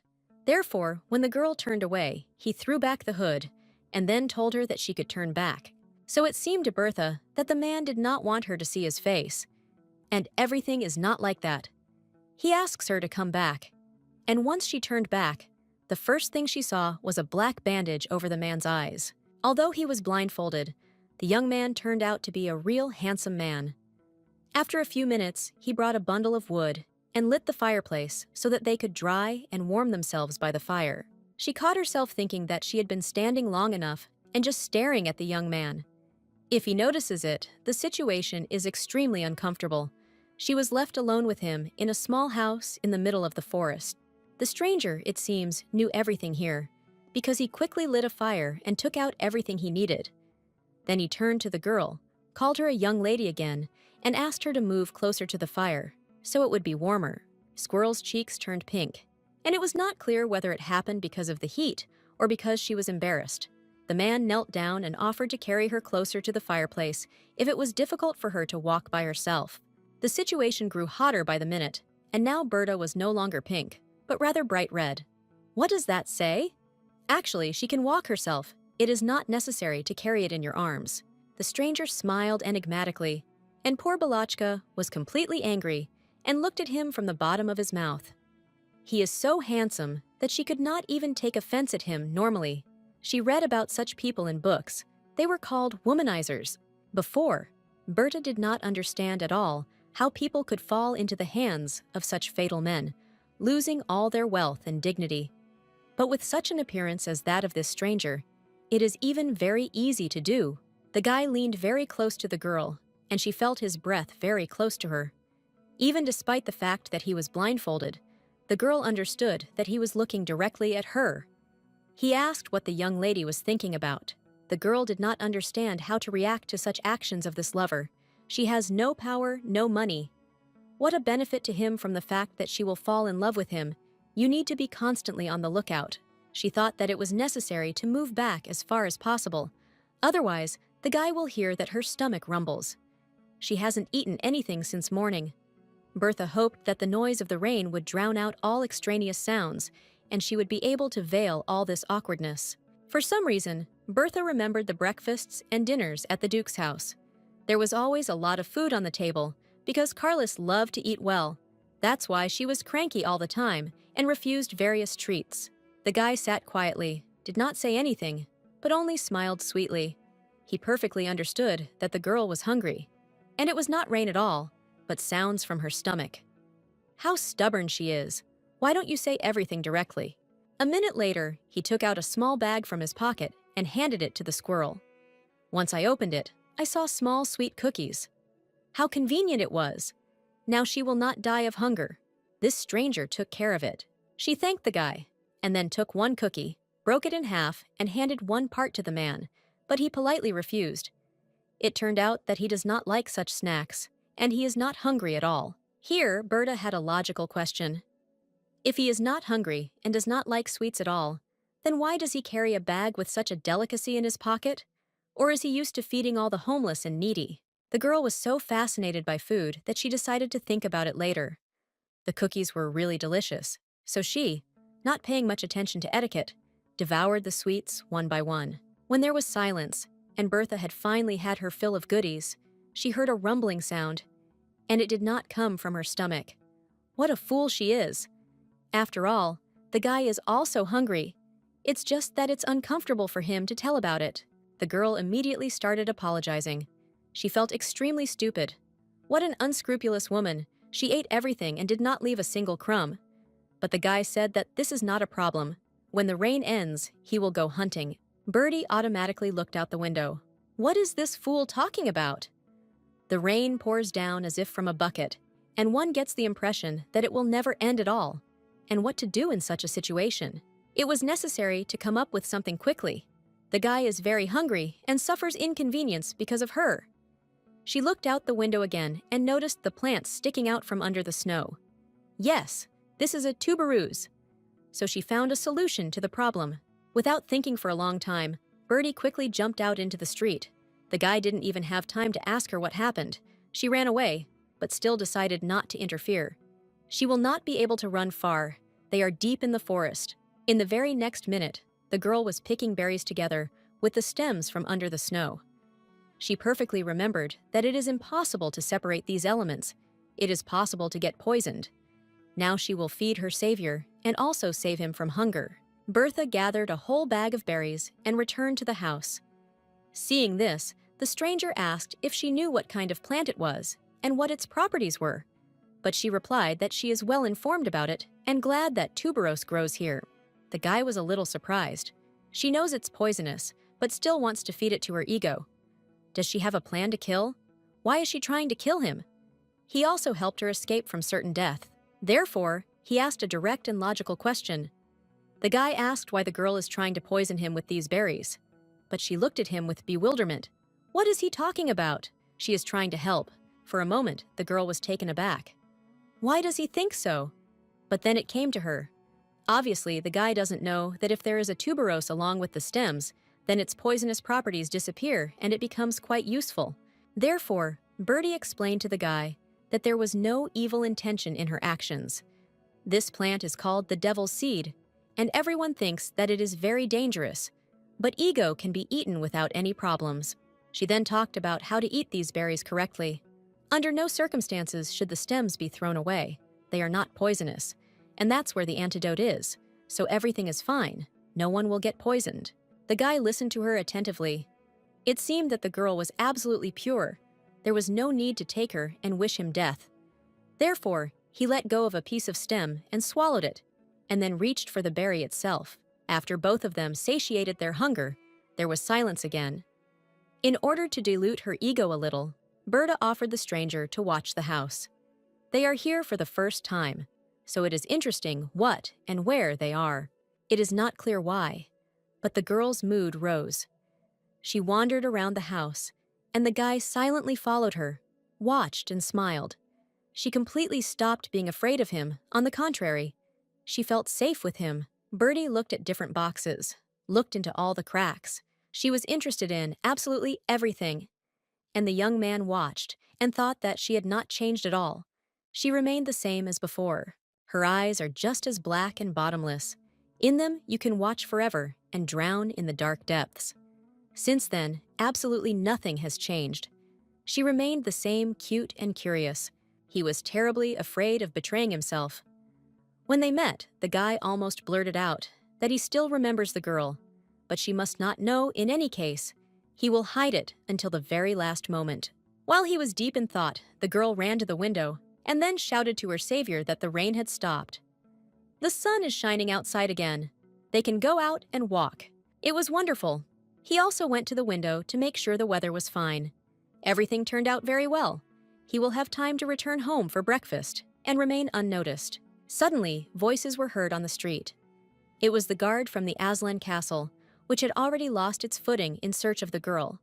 Bertie shouted that she was in the house and everything was fine. The girl turned to the man and said that they had come for her. She offered to go down the mountain together, and her protection would help him get home. But Nesnakomets politely refused and quickly said goodbye. He disappeared as suddenly as he appeared in the middle of the forest. She didn't even have time to ask him his name. It would be possible to send him gifts in gratitude. It became somehow even awkward. She can be so impolite. The shouts of the guards were getting closer to home. The knights already knew that the squirrel was there. They even saw its silhouette. One of them shouted to the young hostess that she had found the girl. Fortunately, she is healthy and everything is fine. A minute later, the young duke burst into the house and grabbed the squirrel by the shoulders. The guy was terribly frightened, but when he saw that his sister was unharmed, he calmed down a little. He was so worried about her and would not leave her unattended again. Her recent Nesnakomets did not go far.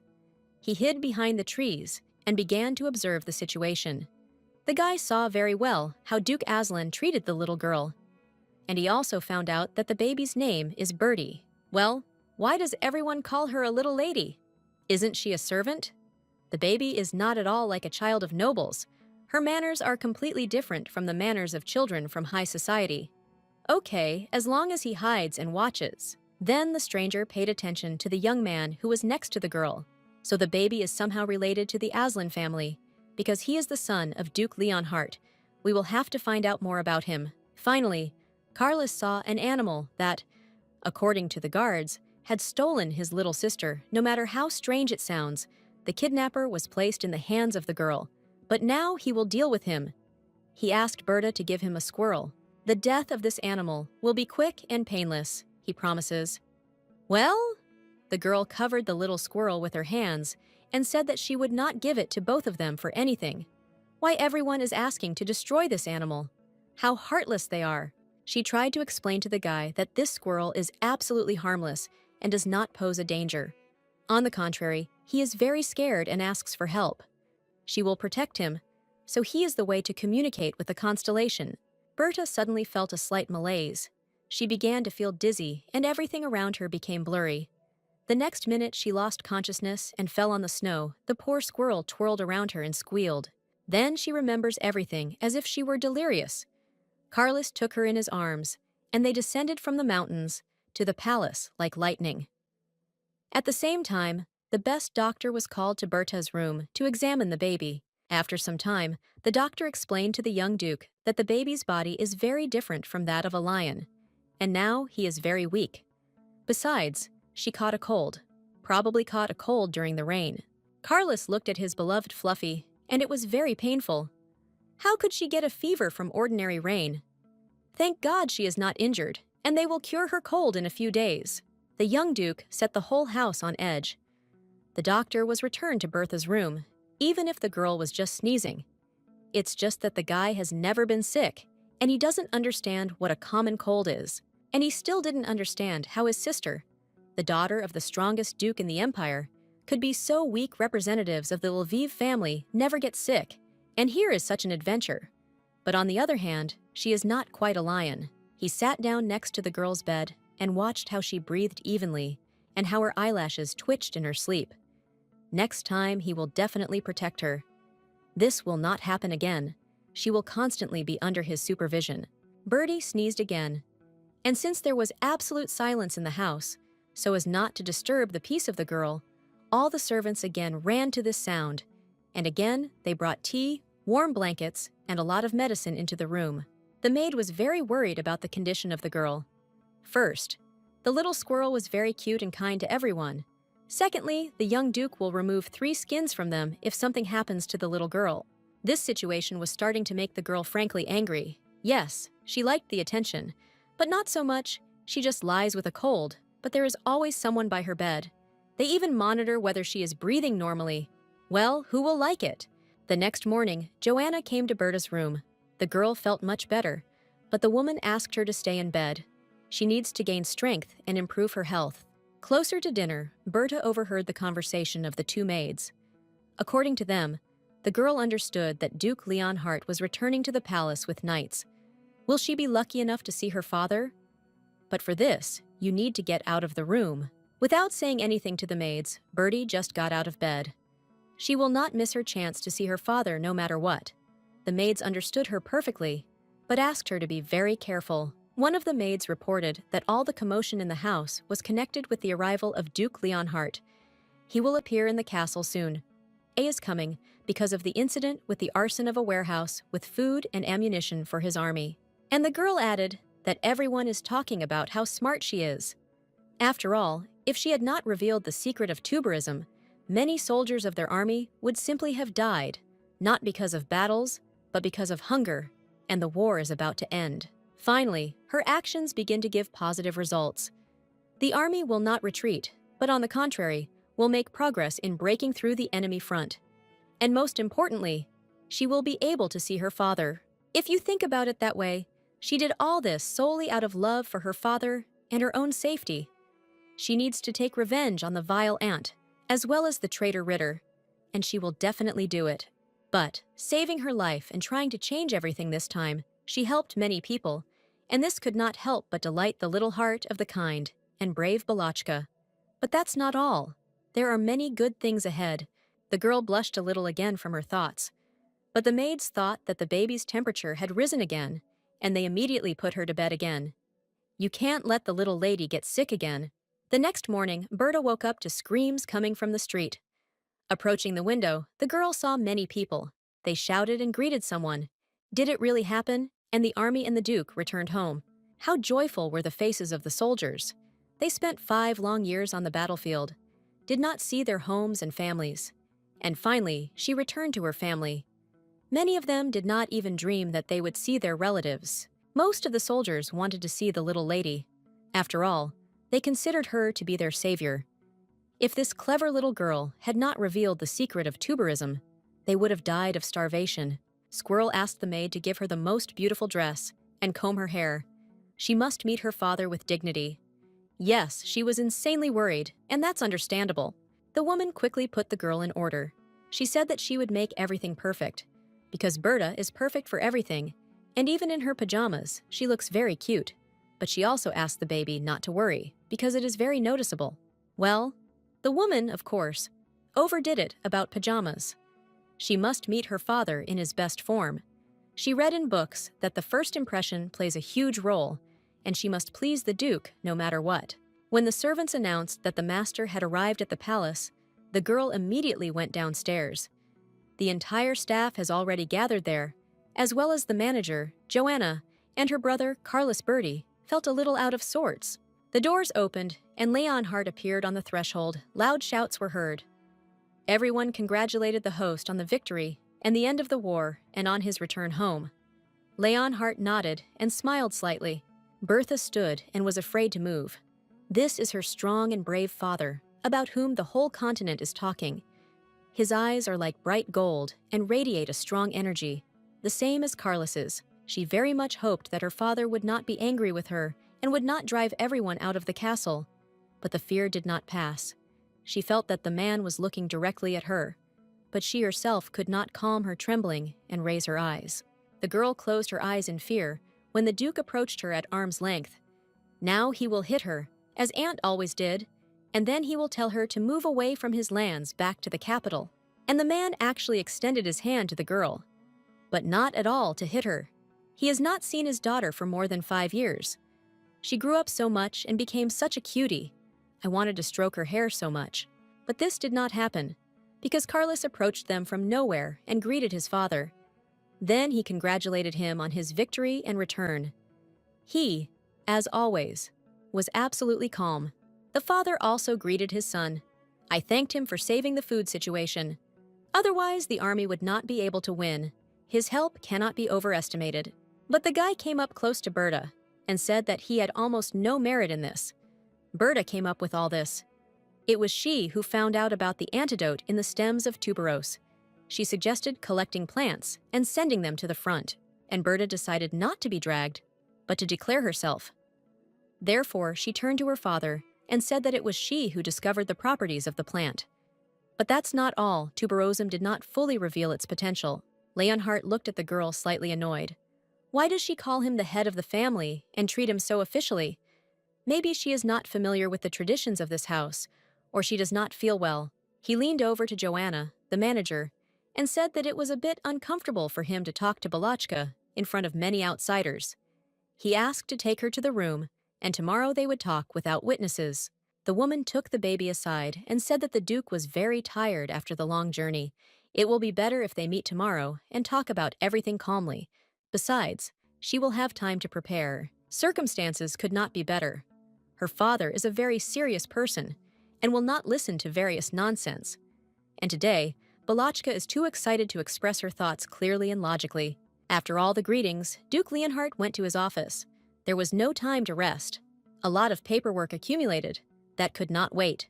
His assistant entered the office and showed some information.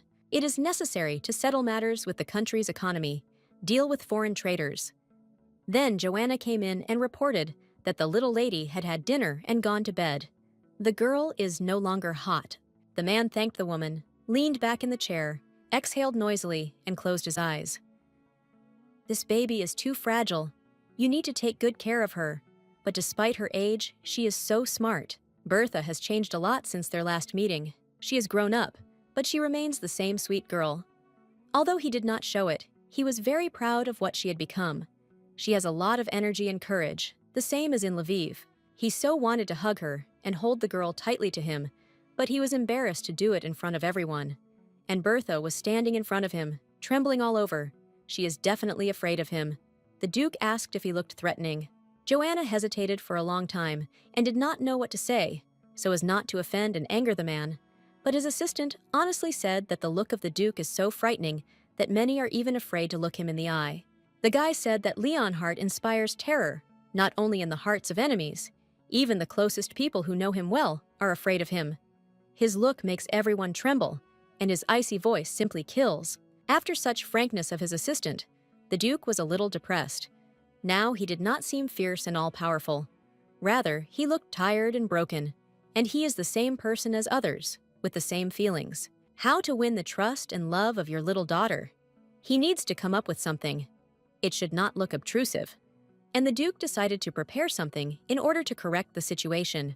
Leonhardt wrote something for a long time on sheets of paper, and then called an assistant and asked him to prepare everything for tomorrow's meeting with Bertha. After seeing the records, the guy smiled and said that he would prepare everything. In the morning, the little squirrel couldn't find its place. She put on her best dress, braided her hair, and went down to the living room. It cannot be said that fear and worries have passed. She was still worried before the important conversation with Duke Leonhardt. When Berta came to the table, she immediately opened her mouth in surprise. Why are there so many unique sweets here? The chef decided to organize an exhibition of desserts in honor of the arrival of the main host. And maybe today is some kind of holiday? The Duke's assistant immediately ran up to the girl. He helped the little girl sit down at the table and politely asked what delicacy she would like to start with. Mr. Leonhardt prepared everything for her. As it turned out, the Duke hired the most famous confectioner in the country so that he could prepare all these delicacies for the little daughter's ego. Each dessert is unique. Everyone sat down at the table, but instead of eating, they looked at the little lady. They kept asking the girl to eat more, try each sweet, and choose the ones she likes the most. After some time, the girl decided to get down to business. Breakfast was late. She thanked for the treat and said that she came down here not only to have breakfast, but also to settle one very important matter. The Duke looked at the girl carefully. It seems that she inherited his courage and stubborn character.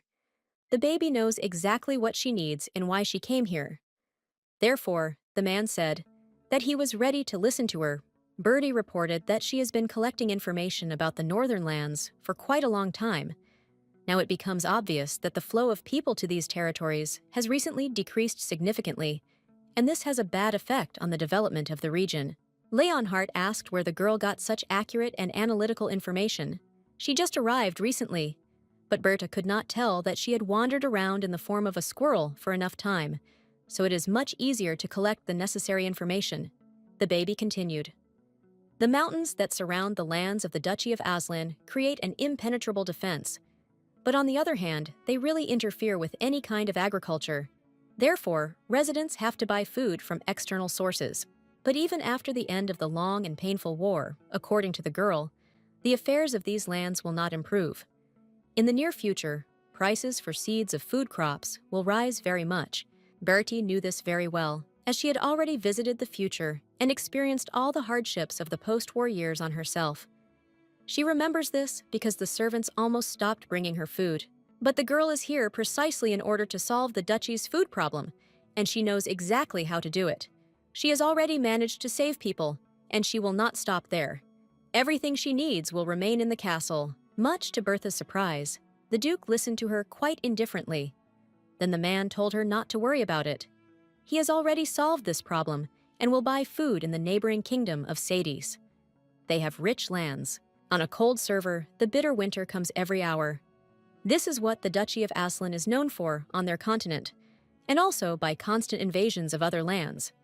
The Duke liked to seize other people's weak territories. She heard the assistant say that if the neighboring states do not want to trade with them, they will simply take their food by force.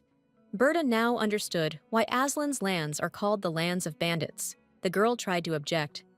According to the elders, a terrible drought is coming. Peasants cannot cope with this problem.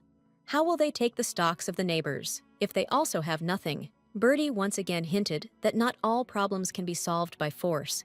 That is why she came up with an alternative solution to this problem. All that is needed is for the Duke to listen to her to the end. In the next moment, the girl handed her father a pot with a small green plant. Having looked closely, the man understood that this was a tuberosum. Usually, the ego is perceived as a weed in the road. Why did she put her ego in a flower pot? The Duke smiled. A flower in a pot looked like the most expensive gift. The girl tried and grew an ego for Leonhardt. Probably she wants to start growing tuberose in the duchy on an industrial scale. Count Gellet smiled and politely objected. Even the most patient soldiers cannot eat this potion for long. They have been asking them for almost a month already. And to be honest, he has really disgusting taste. It seemed that the girl was reading the manager's mind. She asked if he was worried about eating a tuberose berry, and she immediately continued that she solved this problem a long time ago. It turns out that one plant is not enough. Then she removed the napkin from the plate, and everyone present stared at its contents. There was soup. He was very attractive in appearance and emitted a wonderful aroma. The girl saw the reaction very well and said that this soup was prepared precisely from tuberosum. The recipe is simple, but he and Joanna had to work hard to get the dish to the desired taste. Suddenly, the Duke jumped up to the girl and nervously asked if she had already tried this dish. Bertie calmly replied that she had eaten a whole plate, but she could not present the soup to another. She had not tried it herself. The Duke didn't even listen to everything else Berta said. He shouted that the chief doctor should be called to the palace this minute because the baby had eaten soup from a poisonous plant. If you do not help her in time, she will die from poisoning. Berta was even a little afraid of the man's reaction. Well, how to explain to all of them that this food is absolutely safe and has been tested many times. She also makes sure that there is no food crisis in the duchy. And here it is, the solution to this problem. Bertie looked at her father for the 10th time this morning and said that she was all right. But he said that she was not at all like him, and his brother, Bertie, is too small and fragile, so the potion can hurt her. For some reason, it hurt her, and it was a little strange to hear such words from her own father. He said that the girl did not look like him. When others said it, it was not so embarrassing. And now tears treacherously came to the eyes. But on the other hand, if the father did not care about his own daughter, then he would not have asked to call a doctor and would not have worried so much about her condition. so she still means something to him, and maybe this opinion is wrong. Suddenly, the Duke is completely worried about a friend. Maybe he is afraid of rumors that his daughter was poisoned in a strange way? Why does he have extra gossip and family shame? Birdie felt completely broken. Probably, the father released the doctor only because he simply did not trust her. If this is so, then she will not be able to convince him that this method is quite simple and effective. While father and daughter were arguing, they did not notice how the doctor entered the room. Everyone parted so that he could examine the little lady. A few minutes later, the man stated that the girl was completely healthy. Bertha could have gloated, but she didn't. On the contrary, she thought that Northerners are very strange people. They call a doctor for any trifle. It seemed that these people were too concerned about health. When the doctor left, the little squirrel decided to continue the conversation with her father. The problem with food and food in the North has not been solved. Everyone needs to calm down and listen to each other's suggestions. When Leonhardt said that he was ready to listen to the girl further, she put a few more dishes on the table in front of the men instead of words. It was a tuberose baked in sauce, a tuberose salad, and a light dessert made from the same berry. Berta smiled and said that this is not all the dishes that she can prepare from this plant. The menu is very diverse, and most importantly, all these dishes are delicious and give a feeling of satiety. In addition, the girl noticed that there are also some very important factors. This is the taste, price, and availability of tuberosum. The plant has all these advantages. Therefore, hunger in the North is no longer a problem. Bertha saw how surprised everyone present was by her act, and this made the girl very happy. She convinced everyone that it is possible to create miracles from ordinary weeds and direct them to the welfare of the duchy. The Duke himself, for some reason, remained unperturbed. It seemed that he did not fully believe in the sincerity of the girl's intentions. In addition, she constantly repeated about some kind of deal between them. What does she mean? What does this little brave squirrel want? A bunch of new expensive toys? Own a huge mansion by the sea? Or does she need the most beautiful star from the sky, which is named in her honor? But, on the other hand, Leonhardt perfectly understood that if this beautiful baby did not want, he would happily do absolutely everything. Therefore, the man asked what she wanted in return for the recipe for her dishes. The girl's answer followed immediately. She calmly replied that she would like to stay in her father's castle until she grows up, and if the father allows, she will gladly help in whatever way she can. A minute of absolute silence followed. It was the most difficult minute in Berta's life. Now her fate was decided. They will be allowed to stay, or they will be chased away and forced to leave the castle by evening. Leonhardt carefully examined the girl. Why does she want to stay here? Maybe because of heredity? But she will still receive half of his property. Maybe there are other reasons. For example, she lived very badly in the capital. Berta decided to break the silence and said that she did not need luxury apartments. She is ready to live in an ordinary room for servants. If even this does not suit the Duke, then she even agrees to a basement room. If Leonhardt knew how to blush from shame, he would probably just burn. How can his own daughter say such things? What is the basement? Hey, they didn't show her room? The manager cleared his throat and nervously began to explain that Mr. Carlos had personally given the little girl a tour of her apartment, and she spent her last nights there. She has a lot of servants and a personal maid. In order for the Duke to stop yelling at the manager, the squirrel decided to intervene in their conversation. She said that her brother had indeed shown her everything, but she had enough of a more modest room. She was not used to luxury at all. All she asks her father is to let her stay here and not go back to the capital. Berta thought about herself that she would be able to run away anywhere when she grew up, and then she will realize her dream, become a saleswoman. The Duke was silent again and looked at the baby. After a long pause, the man said that this should not happen. Berta's mood immediately deteriorated. Can he offer to pay for accommodation? Or even get a job as a servant in the castle? The little girl could barely hold back her tears and could not understand what the man meant. He simply told her to go to his room and said that it is not customary to pay for accommodation in his family's house. It seemed that Berta had angered her father. Well, what should she do now? Such a brilliant plan has completely failed. No one is interested in tuberium dishes, and no one is going to leave it in the castle. You will have to start all over again. Completely disappointed, the girl returned to her room, but a servant was waiting for her there. The maids offered her warm milk, toys, delicious food, sang lullabies to her, and tried to cheer her up in any way they could, but it turned out very poorly. Bertha climbed into bed and seemed to be about to burst into tears. Well, why is everyone so kind to her, and her own father treats her like a stranger? Is he sorry that she will live in her parents' house until she comes of age? Meanwhile, Carlos entered the room and, seeing the state of his little sister, became very worried. He asked the maids what the problem was, but they didn't know what exactly upset the little squirrel. The guy quietly sat down on the bed next to the baby and carefully stroked her lush red hair. He asked who offended the little tail.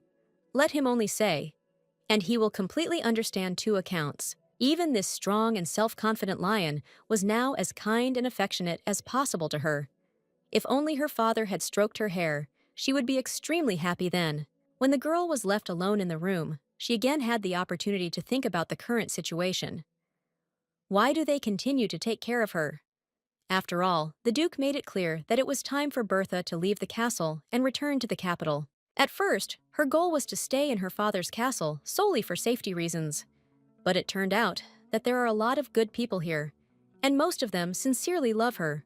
Bertie would very much like to stay and live with them, but to become part of the castle, she needs to try again to convince her father to leave her here.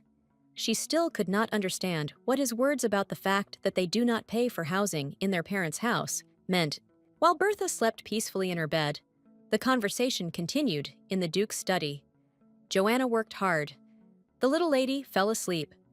She asked questions well during the day, walked, but went to bed early and was very sad. Leonhardt said that everyone should constantly watch the squirrel and follow every little thing. The baby is very weak.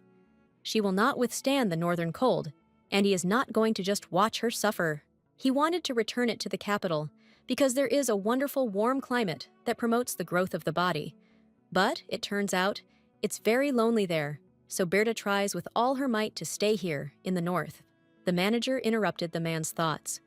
Count Gillot assumed that it was in the capital that the Duke's daughter would be in maximum safety. Perhaps the Duke is uncomfortable hearing this, but he himself understands that this is the best of the options. Leonhardt did not even want to listen to the young man.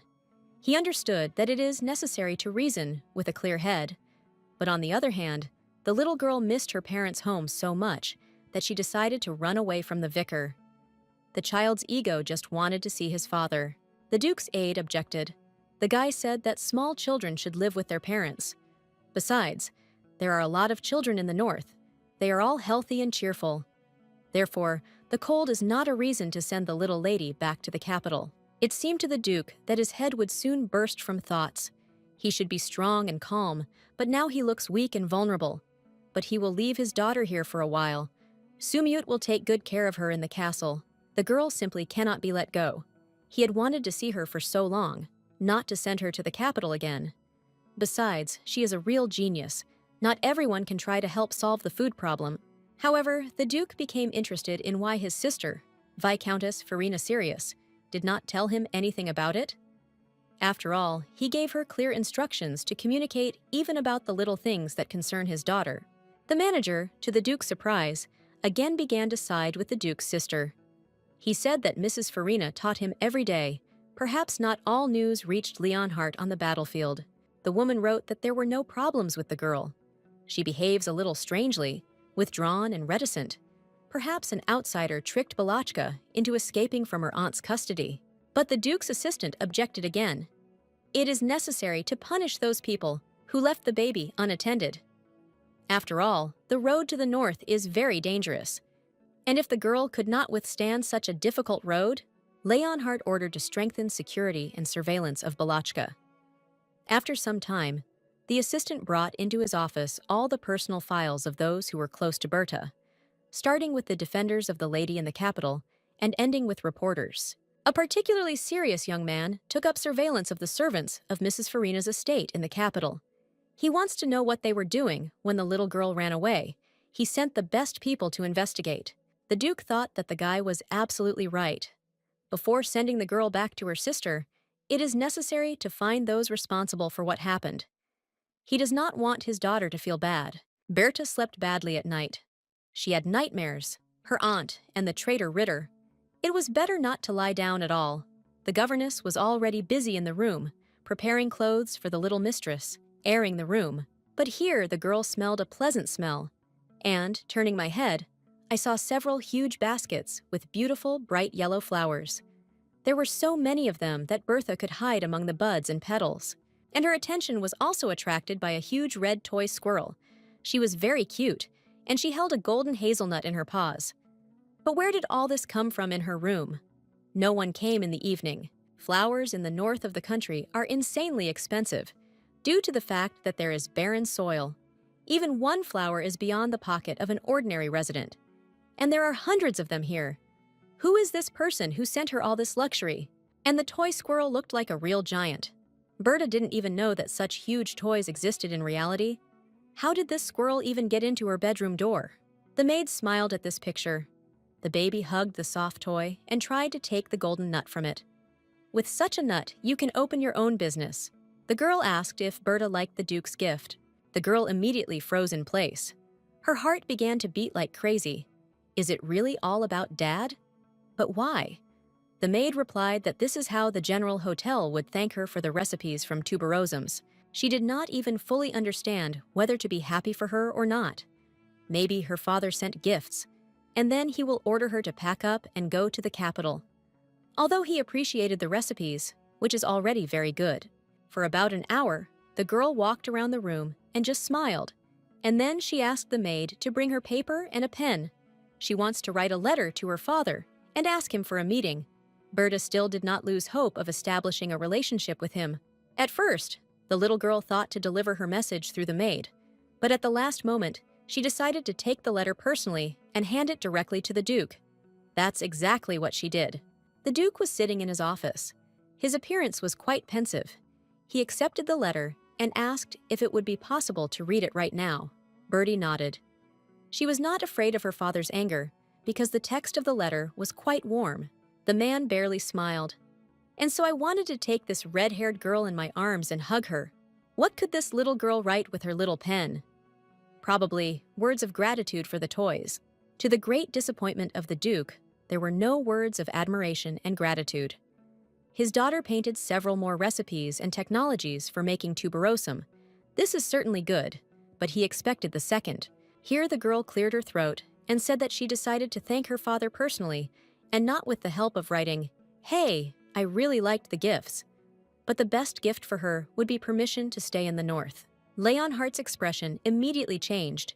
He became serious and cold, and then answered that he would never allow her to stay in the castle. Over time, she will understand why he does this. What was a little girl to do? The negotiations reached an impasse. She asked to leave her here until she comes of age. Missy Chas, her task was to convince her father to visit him at least for a month. Voiced his most stupid thought. He said that he would build the same castle for her in the capital.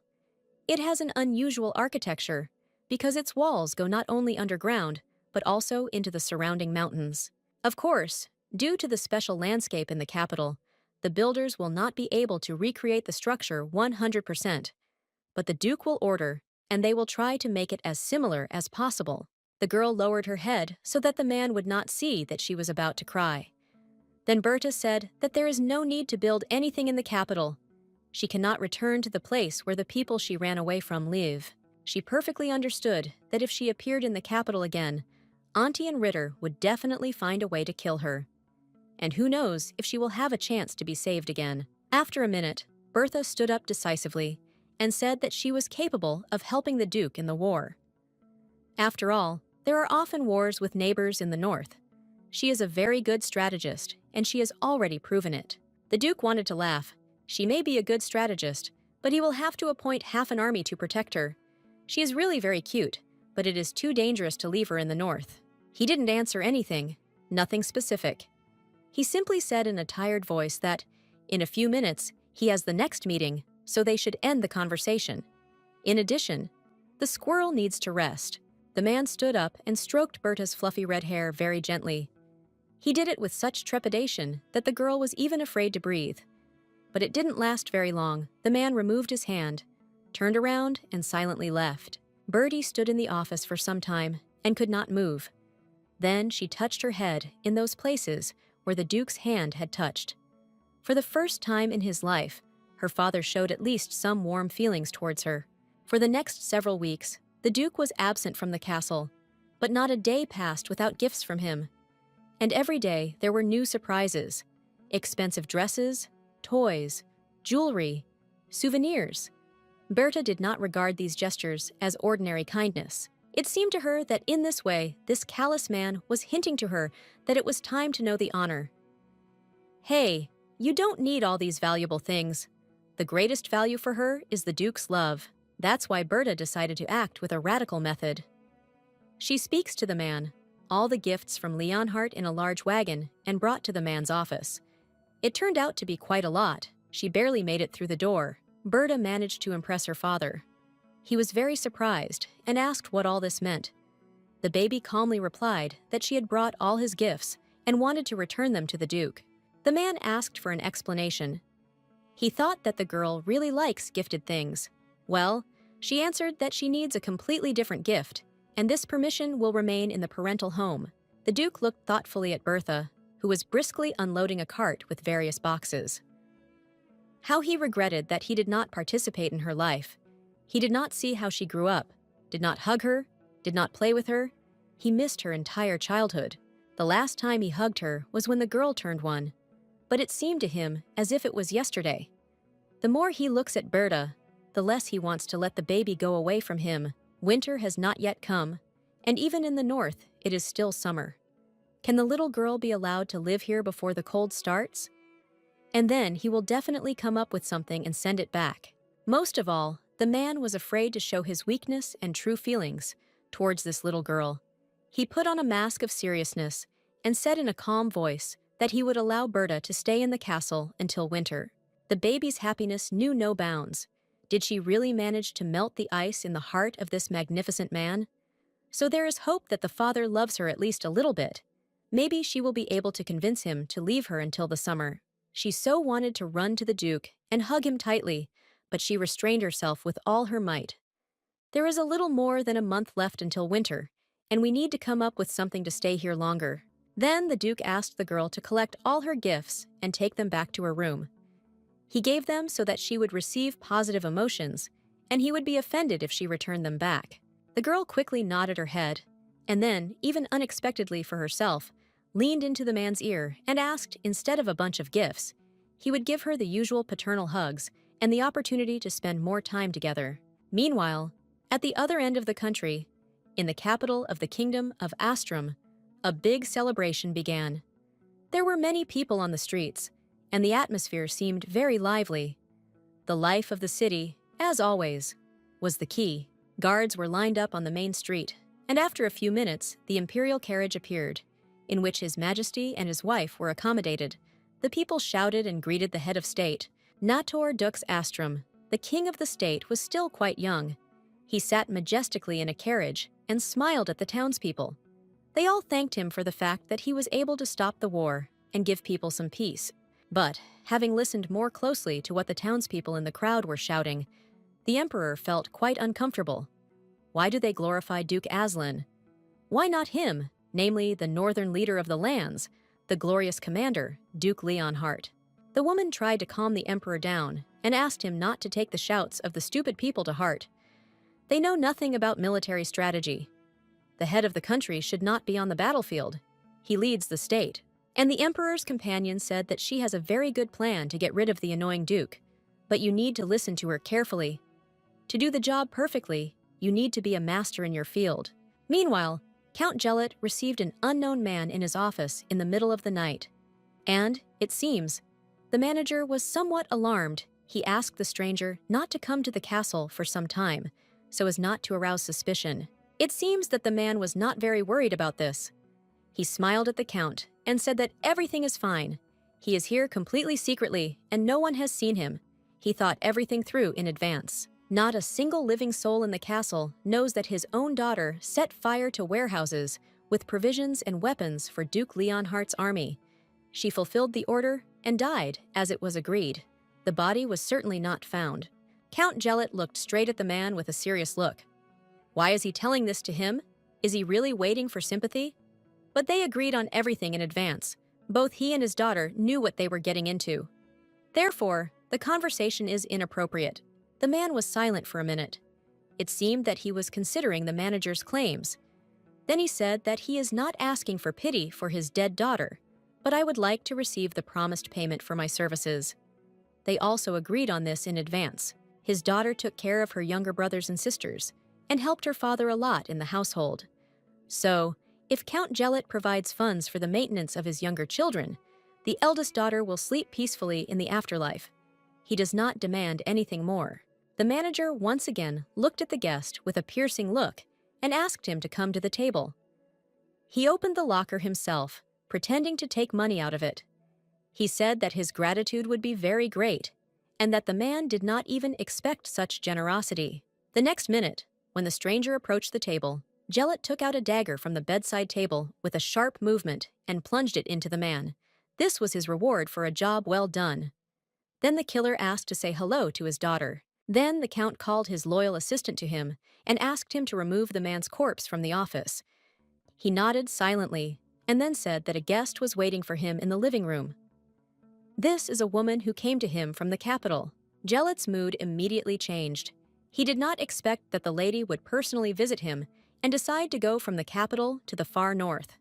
But there is nothing to do. You will have to accept the woman with all honors. Meanwhile, Bertha was busy writing a letter to her father. She needs to convince the Duke to let her stay in the castle as long as possible.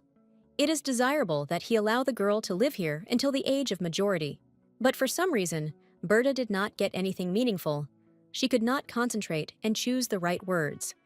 Therefore, the girl decided to change the situation and turned into a fluffy red squirrel. The frosty air and open space really came in handy. She took a deep breath and closed her eyes. How she liked it in this harsh and cold land. She was loved here. She remembered the capital and thought that the center of the cold was located there. Even Aunt Farina's servants despised her there. At the sight of her, they became angry and chased her to the farthest corner of the house. In such cases, she climbed onto the highest branch of the tree so that no one could see her, let alone reach her. She enjoyed the silence, listened to the sound of the wind, and put her thoughts in order. And now she climbed to the very top of the tree. But in the next minute, it turned out that the window of Duke Leonhardt's study was clearly visible from this place. The man was sitting at the table and working with papers. The girl listened. Her father was talking to his assistant.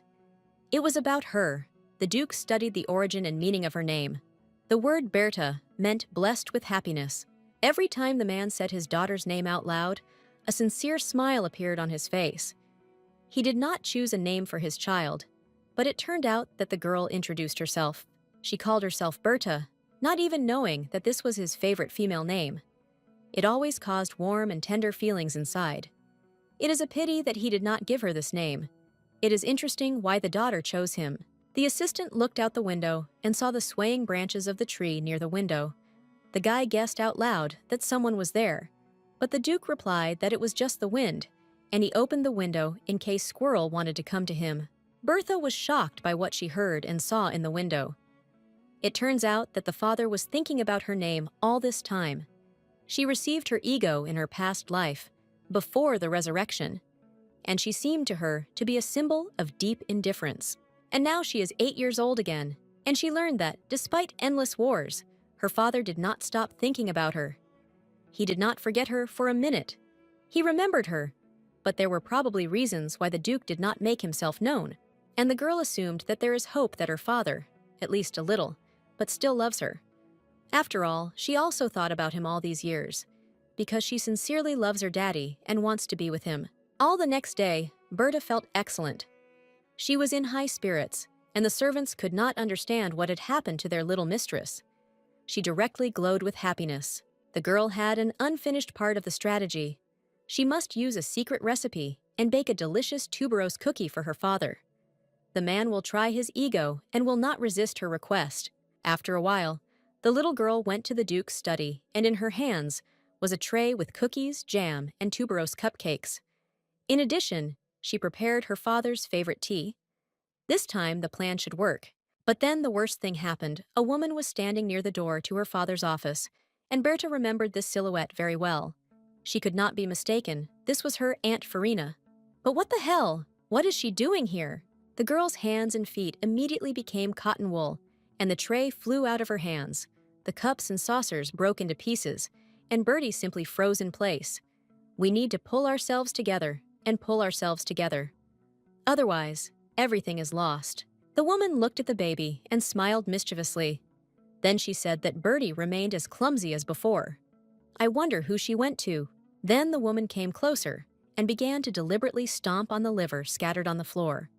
The aunt perfectly understood that this was causing the girls a lot of pain because she was trying for her father. But Betty decided to remain silent and not start a conflict. Next, Irina looked intently into the girl's eyes and said that she was very upset by the escape of the little girl. For the first time, she forgives her, but asks her not to run away from home again. Now, Berta clearly realized that she would make every effort not to return to the capital, namely to her aunt's house. She will no longer allow this vile traitor to make fun of her.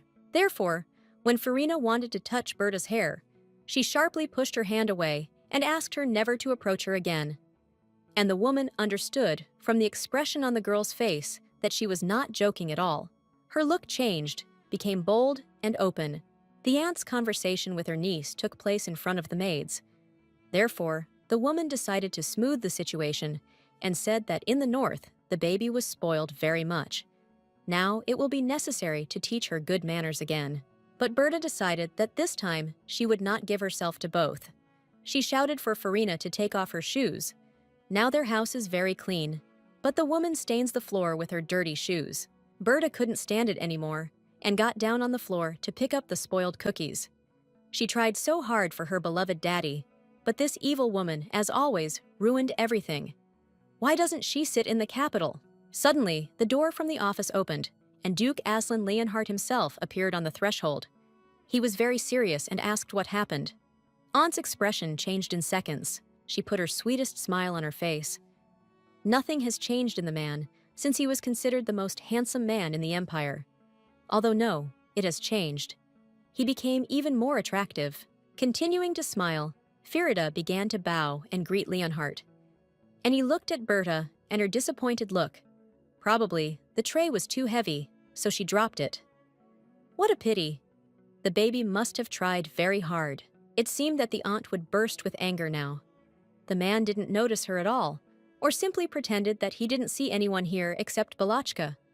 But why does he persistently ignore her? Suddenly, the Duke noticed that the baby was looking at the floor, and looked there. Cookies were lying on the ground, and the little girl said that she was preparing them especially for her daddy.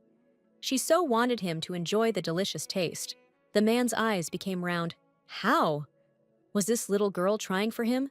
Did she want to please him?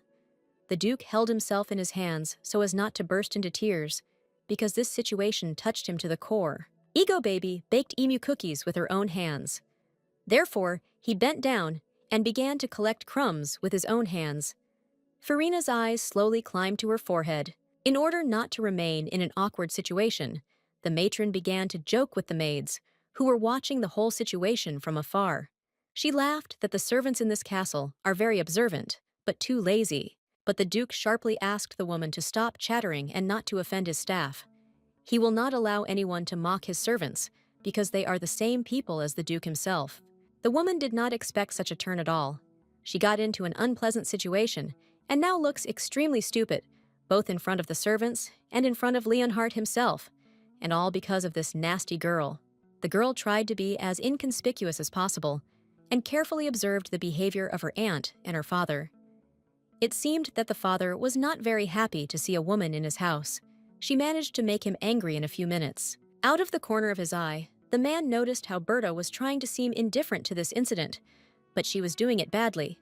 He thought that the child should not see him swearing with the Viscountess. Everyone around him is already afraid of him, and now he scared even a little girl. Bertie will begin to think that he is a real despot and will not want to stay in the castle anymore. After all, their relationship has just begun to develop. Therefore, in the same steely tone, the man asked the little girl to go to his room. He invited the Viscountess to his office. He had a lot of questions for the woman, and there is not much pleasant there. Farina again broke into a smile. She was not at all against being left alone with the Duke, without this nasty child. Although he is a rather rude man, he is very handsome, and she needs that. In vain, the woman expected any courtesies from the Duke. He was extremely serious, and after a short pause, asked Firin to explain himself. How did it happen that Balachka ran away from the capital? While the sly relative tried to open up, the situation kept getting worse. The Duke was not kidding at all. He asked why she allowed the little girl to go alone to the far north. The Viscountess had decided from the beginning that she would place all the blame on her niece. Therefore, the woman began to smile stupidly, said that Bertie was still a child, so she came up with an escape plan for herself. I probably read about it in children's books. Leonhardt was silent. He perfectly understood that this vile woman wanted to get out of the water dry. It seems that the vicar wants to shift all responsibility to the 8-year-old child. It became clear to the man why his poor little daughter developed an escape plan and decided to run away from the capital as far as possible.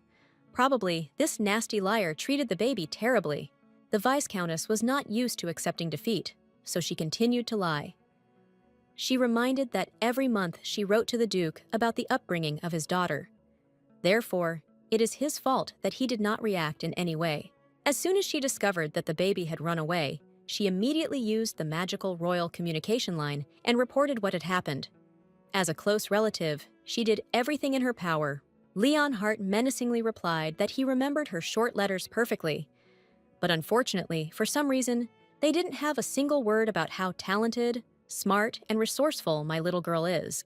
The existing situation played completely against the favor of the actress, and she perfectly understood it. Where can this nasty and stupid half-breed get any talents? This is just a misunderstanding. But the Duke objected, and said that everyone who managed to communicate with Berta praised her for her kindness, honesty, sincerity, and sharp mind.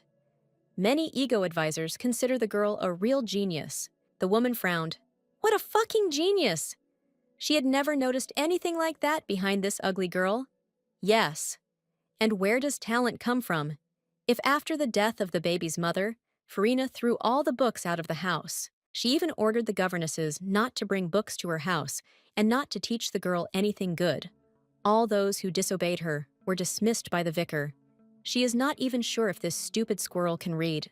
Well, the Duke's last question drove the woman into a dead end. The man asked how she dared to negotiate with the prince about marrying Bertha.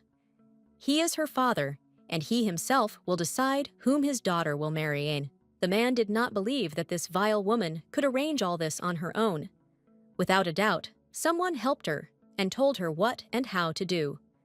And there is a high probability that the royal family is behind all this. Of course, the Astrum royal family was considered the most powerful and influential in the state. And in second place was the Aslan family, which was ruled by Duke Leonhardt. Apparently, the royal family had a plan. If the king's son, Prince Ritter, marries his daughter, then in this way it is possible to monopolize the blood of the two strongest families. Farina sided with the king and decided to carry out this plan on her own. She crossed the line and betrayed his family, so she must be punished. Such concessions cannot be left unpunished. And what was his little daughter guilty of, if she allowed herself to treat her like that? The woman understood that she was displeased, and if the Duke continues in the same spirit, she will be severely punished. Therefore, she decided to try at any cost to get out and convince the man that it was not her fault, and she decided to act. The Viscountess suddenly fell to her knees and began to sob. She shouted that if her sister were alive, they would not dare to treat her like that in this house. She misses her so much. Does the Duke not remember how before his death, his wife asked him to take care of her younger sister, Farina? So why is Leonhardt so cruel to her now and accuses her of all sins? Leonhardt bowed his head for a moment and thought, yes. In his last letter, his late wife specifically asked him not to offend and support her sister, because she would take care of their daughter. But the Duke suddenly replied that he was trying with all his might to help Farida. But after his youngest daughter ended up on the street, he no longer wants to fulfill all the whims of the vicar. Enough! The man said that only because of the good memory of his wife, he would allow the relative to stay in the castle for a while. He ordered the servants to prepare a guest room for her.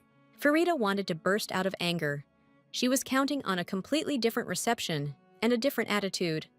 Ideally, the Duke's proposal would be to stay with him forever, and now he even forbids her to take custody of this little girl. Her plan failed miserably. She generally cared about Berta only because it was not the Duke who asked for it, but completely different people, and she would have received a good profit from this marriage. But alas, it will not take place. But, as always, there was a backup plan B, and the woman will do everything that she was ordered to do in order to get for herself the most courageous and handsome man in the kingdom. She is ready for anything for this. The woman held up a vial of purple liquid. You just have to do as she was told, and everything will be fine with her. It's just time to drink it, and everything will fall into place. In the morning, Berta felt slightly agitated. Even her maid noticed this. To avoid unnecessary questions, the girl said that she had a bad night's sleep. And how else can you sleep when Auntie is here? There was a knock on the door, and a maid appeared on the threshold with a huge box. Again, gifts from Duke Leonhardt. They will soon just be put somewhere. She asked her father not to send anything more, but of course he did not listen. This time, the gift was particularly elaborate. The Duke decided to give his little one a fur coat from Severnaya Chernobyl. It was really a stunning, unique thing, but the girl in this outfit felt out of place. But it turns out that these were not all gifts. On the table lay an envelope containing a letter from the Duke. Finally, he heard her request and wrote, "She will keep this message until the end of her days." Before her reincarnation, the girl did not receive a single letter from her father. She wrote hundreds of them to him, but never received a reply. Even on her birthday, she did not hear a word from the Duke. Now she has a whole collection of short but sweet letters from her father. The days when she could only imagine what the Duke's handwriting looked like were already being remembered, as if in a fog. While the girl was going through Leonhardt's letters in her hands, she did not notice how the door suddenly opened, and Auntie appeared on the threshold. She did not even deign to knock. It was not in her rules. The woman also forgot to say hello. Right from the threshold, she ordered the girl to show her that she was hiding something in her golden purse, but Berta refused. This is her treasure, and they are not for prying eyes. Praise be to God! The evil woman turned her attention to the exquisite fur coat that the maid was holding. She immediately ran to the dress and tried to try it on herself, saying that it would suit her perfectly. But the maid said in a calm and confident tone that the fur coat was not intended for the Duchess. This is the Duke's gift to his young daughter, and probably Mr. Leonhardt would be against someone measuring Berta's clothes. Irina did not expect that they could treat her like that. How could a maid speak to her in such a tone? She is not going to steal this fur coat, even though she wanted it too much. I just decided to touch it with my hands. The maids saw how the girl reacted to the behavior of this rude and malicious woman. Therefore, they decided to calm the baby in any way possible, brought her a delicious time and sweets, as well as a lot of toys. And the girl decided to protect the poor maids, whom the vicar scolded for nothing. Therefore, she asked the woman to behave as the guests of the Aslan family liked. It is not customary to be rude to servants here. The woman's face instantly twisted. She was humiliated by this little girl, even in front of the servants. If they weren't here, this little rat would get a good pat on the back of the head. It's a pity that she can't do this in front of people. The poor maids became uncomfortable, and they asked Berta not to swear with her aunt because of them. But the girl had a completely different opinion. Then she asked them to leave. She needs to talk to this traitor alone. Woman, I didn't understand much about the behavior of this nasty little girl. She still did not understand why all the servants and the Duke, including the girl, called the girl by the name of Bertha, who gave her this terrible name. While the vicar was in thought, the maids managed to leave the room, and she was left alone with her niece. Surprisingly, the little girl was not scared, but asked what the aunt wanted to tell her. The relative demonstratively sat down on the sofa and said that the niece was behaving in an unpleasant manner.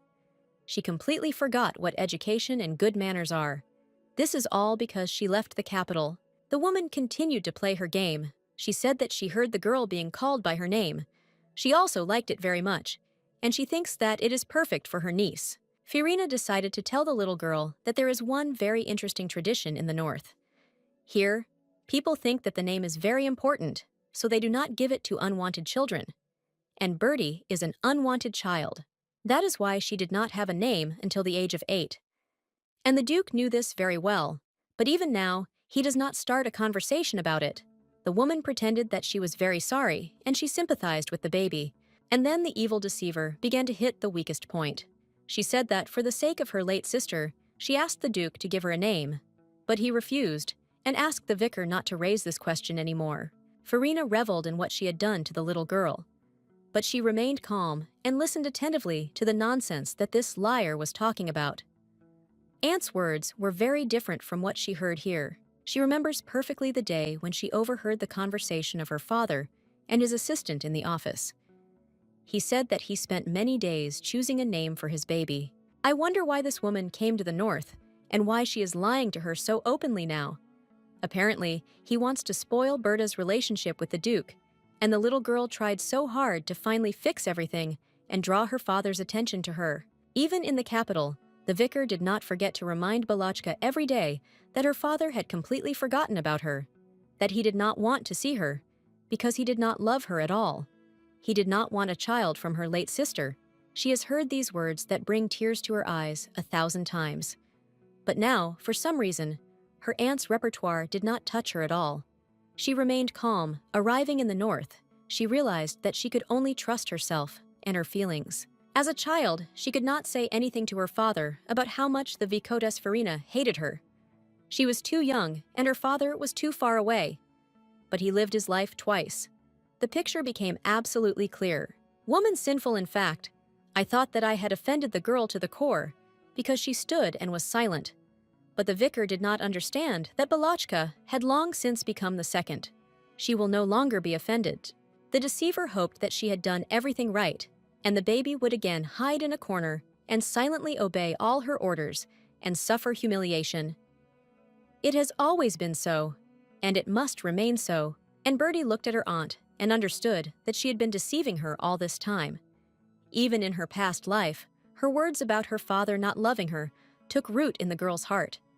But now she understands that all this is not true. But now she doesn't have the strength to fight this powerful and cunning woman. What can Bertie do to her without money and a roof over her head? Revenge for everything both of them won't work yet. We need to deal with what is important now. And now it is important to stay in the Duke's castle as long as possible. She agreed with the Duke that she would stay in the north before the onset of winter. But she needs a little more time, namely until she comes of age. She urgently needs to come up with something else to convince her father to leave her here longer.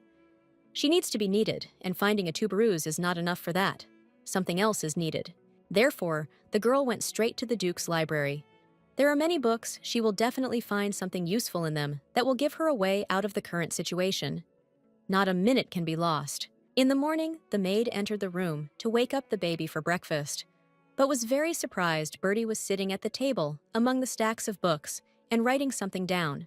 She was very focused. Finally, the baby got up from the table. A smile played on her face. It seemed that she was completely satisfied with herself.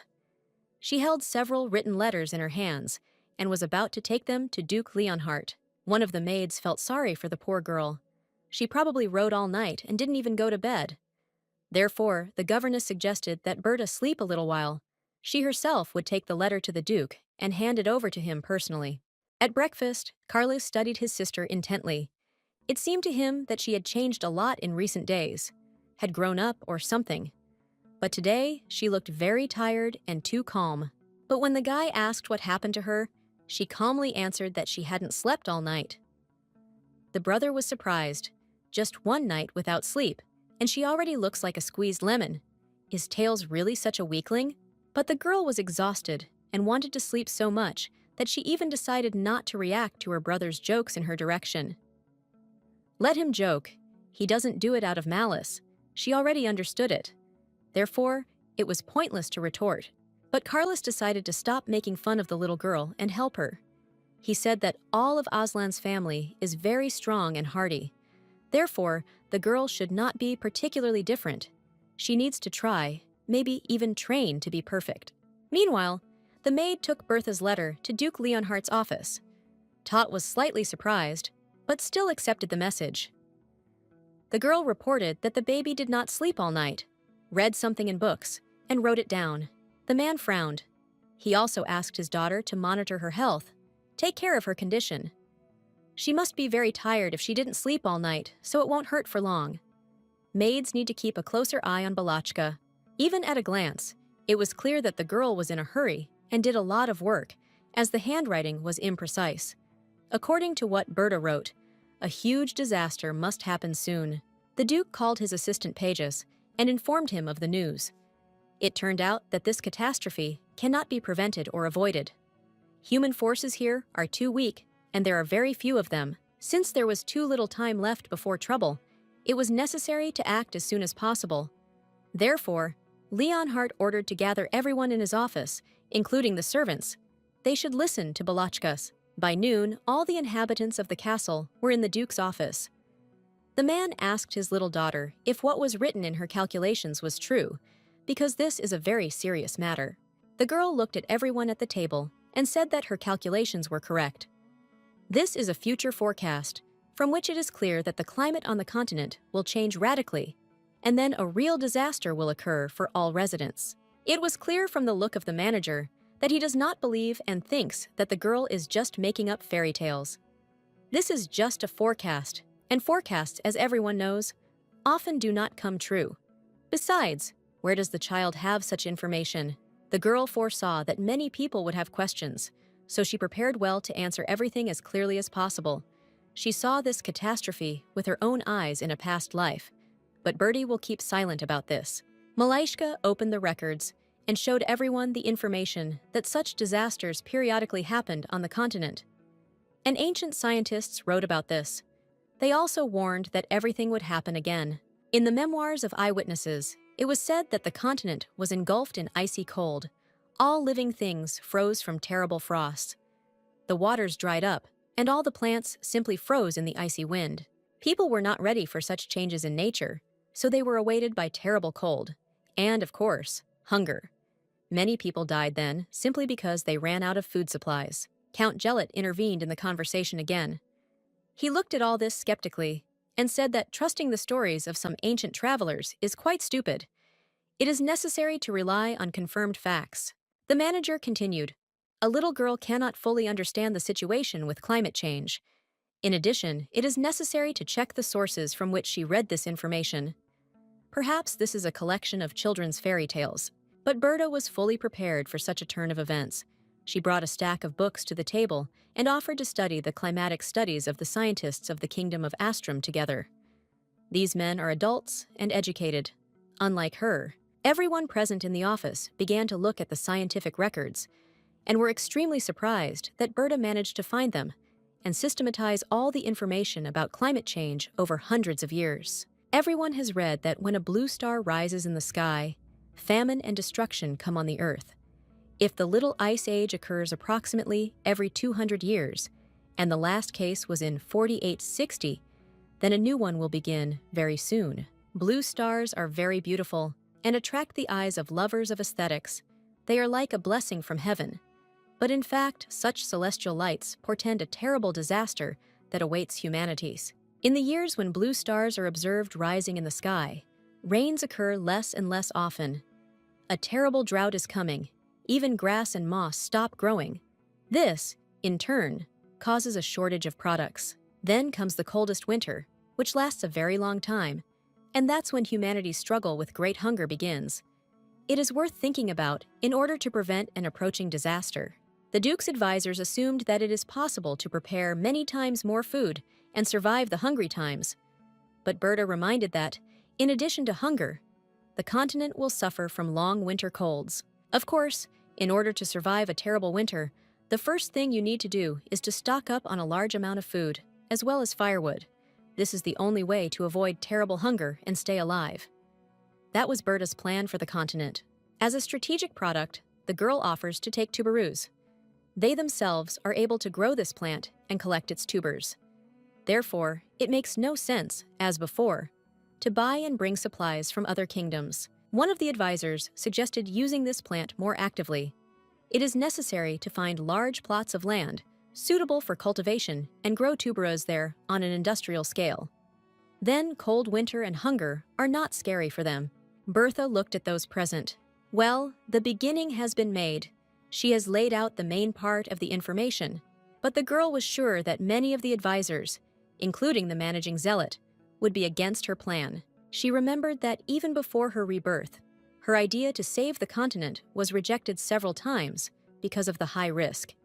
Then some estates were completely destroyed, and they had to be rebuilt from scratch. Therefore, this time, the squirrel had to make every effort to convince absolutely everyone of the effectiveness of his plan. After all, they still need to organize free canteens for the poor. Count Gelot was the first to object to such an idea. Caring for the people is definitely touching, but such sympathy will lead to the fact that common people will begin to be lazy, who then will work for the good of the country. The girl smiled slyly in response. She said that this is exactly how it should be done. When trouble comes, it is necessary to give alms to the beggars.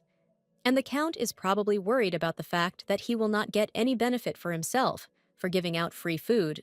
Bertie looked at the man and said that there are people in the north who do good deeds simply from the heart, and there are those who do not know mercy, and, on the contrary, try to use this compassion to earn money. At that moment, the girl realized that it was not for nothing that she read many books about how to influence people. Now this information is very useful to her. The technique of persuasion worked 100%, and they began to listen to her. Therefore, the girl leaned over to the Duke and asked him not to worry. In public canteens, no one is going to hand out food for free. People will have to earn it. In addition, people will try a variety of dishes made from tuberosum and tell their relatives and friends that the plant is not poisonous at all if it is prepared correctly. In this way, the inhabitants of the villages themselves will begin to grow this plant. All the Duke's advisors were stunned by the idea of a little girl. Grown men would never think of such a thing. And this little girl has developed a whole strategy to save not only the North, but also the whole continent. This is a really good idea. Using such a plan, it was possible to expect that tuberose would soon be on the tables of all residents of the country. Well, the managers objected that it would be extremely difficult to give people all the recipes, the main ingredient of which would be tuberose. The ruling zealot understood that this little girl was the Duke's daughter, which is why he did not dare to enter into an open discussion with the girl. But still, I guessed out loud that the profit from this business is not too optimistic. Information will be a profit for them. In the free canteens for visitors, they will collect various information from different corners of the North, and if necessary, on the contrary, they will transmit the necessary information for distribution. The Duke was amazed at the intelligence and foresight of his little daughter. Indeed, information could be the most powerful tool, and he was convinced of this himself many times. How proud he was of his baby. But not only Duke Leonhardt was amazed. All the advisors present were slightly surprised. After all, everything lies on the surface, but none of them could think of such an effective solution to the problem. But there is one more nuance that should be mentioned. Unlike the last time, when it was necessary to prepare for a famine, now the budget should be directed to domestic policy. The Duke nodded. He fully supported his daughter. While the war was going on, most of the budget was spent on it. But now the need to spend money on weapons has disappeared. Therefore, additional resources appeared. The Minister of Finance confirmed the Duke's words. The economic situation has really improved. The financial situation is quite calm, so you cannot worry about it. The minister also added that now there is money to fill the barns in the castle to the brim and help ordinary residents of the capital and other cities with food.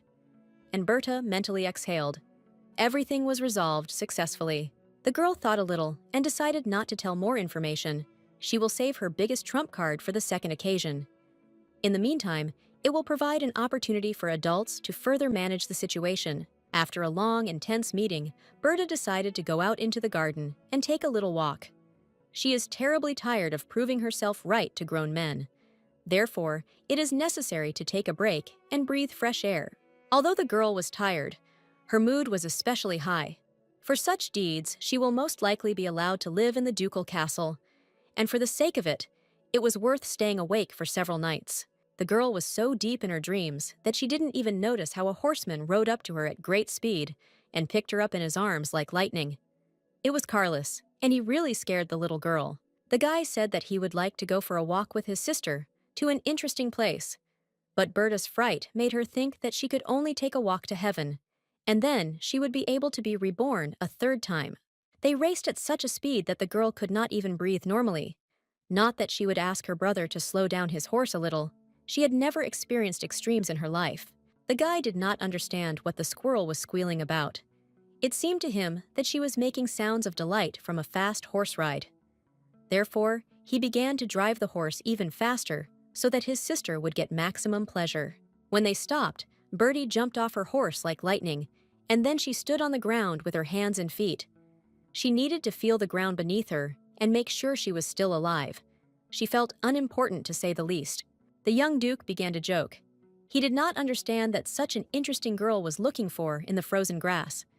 Therefore, the guy asked her to stand up, because everything around is much more interesting. With great difficulty, Bertha forced herself to rise from the earth and looked around. In front of her stretched a large, beautiful lake. It was difficult to look away from him, so the little girl froze in amazement for a while. Carlos took the squirrel by the hand and led it closer to the water. They saw their own reflections in her. The guy said that this is Lake Aslan, and that not only mountains are beautiful in the north. The guy from Tishka looked at the little girl and asked to understand if she liked this place. Apparently, the girl was mesmerized by the local beauty. She could not admire nature. By and large, the trip benefited her. Birdie really liked the place. She told her brother that she was grateful for such a trip. She managed to change the situation and relax a little after the meeting in the Duke's office. But she will never sit on a horse again in her life. The brother looked at her with surprise. What is this little girl saying? She is the Duke's daughter and must know how to drive a horse the best. But Berta looked the guy in the eyes and said that she simply does not know how to ride a horse. Carlos was not surprised. It seemed that he even got a little angry. This baby is already 8 years old. How can she not know how to ride a horse? And how will she then go hunting? Maybe on a pony? But the squirrel was not one of the top 10. She decided to answer her brother. Perhaps she is not so good at riding, but she knows how to quickly pick berries and fruits and is excellent at climbing trees. Carlos looked at the baby with some disappointment. During this time, he managed to fall in love with his fluffy little sister. But all the same, although she is cute, she is very similar to an ice floes. He really wanted to help the girl. The young duke asked the squirrel how she was going to survive in this harsh northern region. To live here, you need to have certain skills and, of course, very good health. Not everyone can adapt to the cold here. The girl saw that the young duke was slightly upset and asked why Tot took out a miniature bow and arrows from his bag. It was a gift for the squirrel, in case she wants to hunt in the forest, but they always hunt on horseback. Bertha decided not to disappoint her brother. He really tried to please her. Therefore, the girl said that she would like to train, learn to ride a horse, and shoot a bow. A bright smile shone on Carly's face. The brother boasted that he was considered the best archer in the north. Therefore, he is ready to help the squirrel learn everything that he knows himself. At any convenient moment for the squirrel, he can give her several lessons. It was not often that Berta managed to see her brother in such an uplifted mood. He just changed before our eyes. I wish my brother would always remain so cheerful and good-natured. It is probably necessary to question the ego more often about martial arts.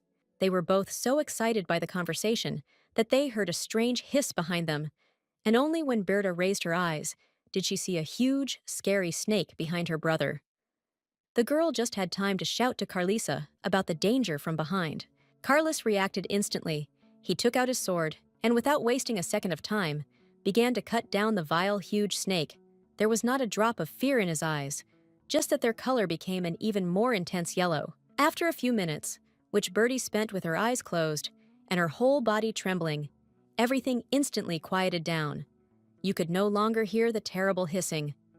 When he opened his eyes, the squirrel realized that Carlos had defeated the snake.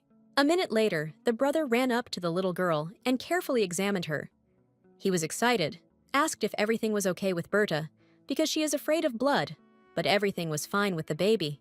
At that moment, Berta realized that she was very worried about Carlos. She ran close to him and hugged him tightly. The little girl was very afraid that the snake would just eat her brother. The boy had not felt such a rush of tender feelings for a long time. He smiled and tried to calm the squirrel.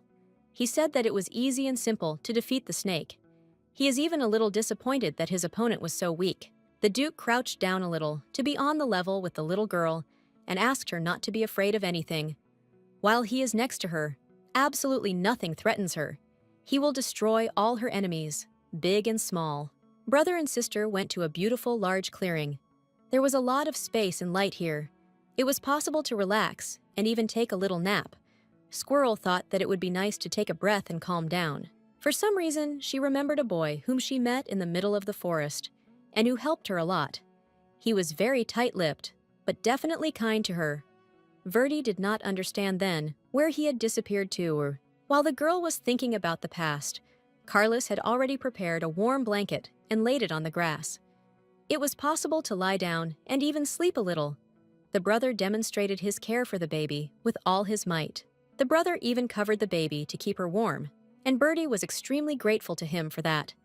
She immediately began to drift off to sleep. The day turned out to be the same. It would be nice to even sleep for a few hours. Carlos himself noticed that the baby gets up very quickly. Maybe it's because of her age. Plus, it is very miniature. Therefore, the boy tried to do everything possible to restore his sister's strength. The young duke leaned over the squirrel and even tried to sing something like a lullaby for her. Bertha could not believe that her brother had made such a journey just to be with her for a little while and help her relax and calm down. There were many rumors about Aslanov's strict discipline on the continent. Some people said that lions throw their children off a cliff. They also said that only the strongest leave offspring. People certainly believed in these fables. In fact, no one abandoned their children anywhere, but their parents sent them to battle. At the age when other children play with wooden weapons, the descendants of the Aslan clan already went to the battlefield with real swords. The north was a very harsh land. Therefore, those who were lucky enough to be born here were much stronger than other generations. All the inhabitants of the north, from the children to the Starikovs, understood and accepted this order of things. Fortunately or not, the fate of Carlos Aslan was not so bad. Enemies trembled with fear at his sight. The servants were constantly afraid of him. There was always such an attitude towards strong people here. They were feared and respected. The cruel, cold Seaver did not exclude absolutely anyone. The children of dukes differed little from commoners, because they were all tested by war. But then this cute red-haired girl appeared, and everything changed. Carlos perfectly understood the impression he made on others. Ego was feared by absolutely everything, but not just a little squirrel. She looked at her brother with wide open eyes and did not even think to look away. The young duke watched his younger sister sleep peacefully. He did not leave her for a minute. And now the squirrel woke up. Her stomach rumbled with hunger, and Carlos had to solve this problem. It turned out that her brother is not only brave, but also very prudent. He knew that they would be in the forest for a long time, so he took delicious milk chocolate with him. Now this delicacy came in very handy. The girl did not notice that there was only one piece left of the entire bar of chocolate. And only then she remembered that her brother had also not eaten anything since morning. She became very ashamed, and Berta handed the remnants of the delicacy to the boy. Tot smiled and politely refused the chocolate Carlos also wanted to eat terribly. But girl, he had a hearty breakfast in the morning. Therefore, it will last until dinner, without any problems, and they will already be at home for dinner, so there are no problems. Bertha again remembered the stranger she met in the forest. Then the guy also offered her a delicious cookie, but she, either because of hunger or because of greed, also did not share it. Now history is repeating itself. On the road, Berta saw a growing tuberose. Well, the girl wanted to treat her brother to something more delicious. And after walking a few meters, the girl saw a huge walnut tree. Without thinking for a long time, Bertie decided to turn into a squirrel. In this way, she will be able to quickly climb a tree, collect delicious nuts, and treat the duke with them. This solution seemed ideal to her, so the next minute, her outfit was already lying on the ground. Everything happened so quickly that Carlos didn't even have time to figure out where the little girl had run to and what she was going to do. And after a few minutes, the squirrel put a kissable handful of fine nuts in the boy's hands. Carlos even felt a certain awkwardness. This little fluffy baby made an effort just for him. It was very pleasant and somewhat embarrassing. That's why the guy's cheeks turned a little red. It was so cute that Carlos could barely hold back the tears that came to his eyes. He bowed and sincerely thanked Balachka. He will probably keep these nuts as a souvenir. The guy smiled and took the baby by the fluffy soft cheeks. She is so cute. How good it is that he has a younger sister. This girl melted a whole block of ice in his cold heart. The Duke did it exclusively out of gentle good motives. But Berta was not used to trusting people, so she looked askance at the guy. Maybe he wants to lull her vigilance with such actions. Carlos saw that the little girl was very angry, but he could not help himself. Ego's hands reached out to touch the little squirrel. He finally has the opportunity to care for someone. On the battlefield, he saw countless enemies dying in terrible agony. But this fact did not affect the guy before. But now he has become somewhat overly sentimental. Carlos is also not used to the fact that someone can take care of him. His whole life was connected with the war. And then this cute fluffy creature appears and turns everything upside down. And the young Duke also realized that what he feels for this girl is not just sympathy or affection. He now knows exactly what this feeling is. Carlos just loves his little sister. The guy could tell that Balachka also has warm feelings for him, even though she tries to seem like a little badass. He bent even lower and told the little girl that he would never leave her. Brother and sister returned home towards evening. There was general bustle in the castle. When asked what happened, the maid replied that the Duke was waiting for a very important guest, so everyone was preparing for his arrival. The girl thought that this is indeed a very important person, since he is not received in the same way as the vicar, Farina. So the Duke still has friends, or some good relatives, whom the girl does not know. Probably, Bertie would be better off hiding somewhere further away, until the guest leaves the castle walls. Father will be embarrassed to introduce her to strangers. He will be ashamed that he has such a child. All her short life, she remained an outcast. Before the resurrection of the girl, the Duke never once invited her to his castle, and now he is persistently trying to bring her back to the capital. The girl was so lost in thought, wandering through the winter garden alone, that she did not immediately see that her aunt, the vicar, Farina, was waiting for her at the end of the alley. An evil smile played on her face, and this did not please the girl. Bertie felt that this meeting was not accidental, so she directly asked the woman why she was looking for her, the aunt, with the same mischievous smile, said that she really wanted to introduce the baby to one of her acquaintances. Then the woman looked around and called her wolves to her. According to Farina, they should meet one runaway rat.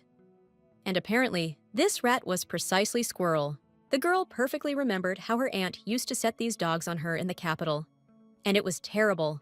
Bertie froze in place and began to tremble all over. History repeats itself. Now these creatures will start biting her. Farina observed the situation and laughed. So she took revenge on Balachka for her disgrace in the presence of the servants. And now the dogs need to sniff out the harmful baby to find her if she wants to run away again. The dogs began to slowly approach the girl, and she, in turn, began to shout that they should not touch her. The situation seemed simply hopeless, and Berta tightly closed her eyes from fear. But something strange happened here. Suddenly, the dogs fell silent, and then began to howl mournfully. When the little girl opened her eyes, she saw in front of her the same stranger whom she met recently in the forest. No matter how hard the vicar tried, she failed to bring her dogs back into the attack. They ran to her feet with a guilty and frightened look, and began to whimper and tremble with terror. The guy turned to Berta and calmly informed that there was no more danger. She can calm down and continue walking. He then asked why she was afraid of dogs, and the little girl could not utter a word of surprise. And in the next moment, Carlos appeared out of nowhere and stood between Berta and the stranger. The Duke shouted that he should not dare to approach his sister. Bertie understood that these two knew each other. As it turned out later, this stranger was the important guest who was waiting for Leonhardt's castle. The Duke himself went to the threshold to meet the man. Seeing that Carlos was holding the guest on the threshold, Leonhardt invited him inside. The Duke of the North immediately understood that there was some tension between the young people, but he could not understand the reason why Carlos is angry and nervously looks at the guest. Leonhardt decided to understand the situation. Carlos replied maliciously that he was not going to fulfill the role of servant and personal guide. Besides, he will not tolerate it if a guest molests his sister. If he is a guest, let him behave accordingly. Leonhardt looked at the guest in such a way that he felt uneasy. Even in the most terrible battle, the guy did not feel death so close. He was even afraid to raise his eyes and looked at the Duke. But he was silent for a second.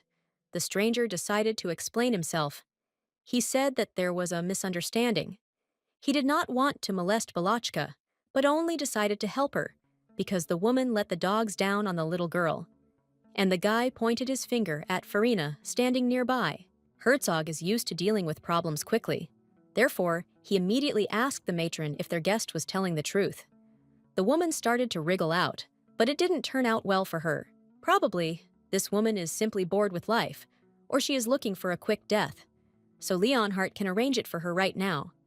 But then the man changed his mind and ordered the guards to immediately expel the relative from the castle. Farina could not calm down and kept trying to justify herself.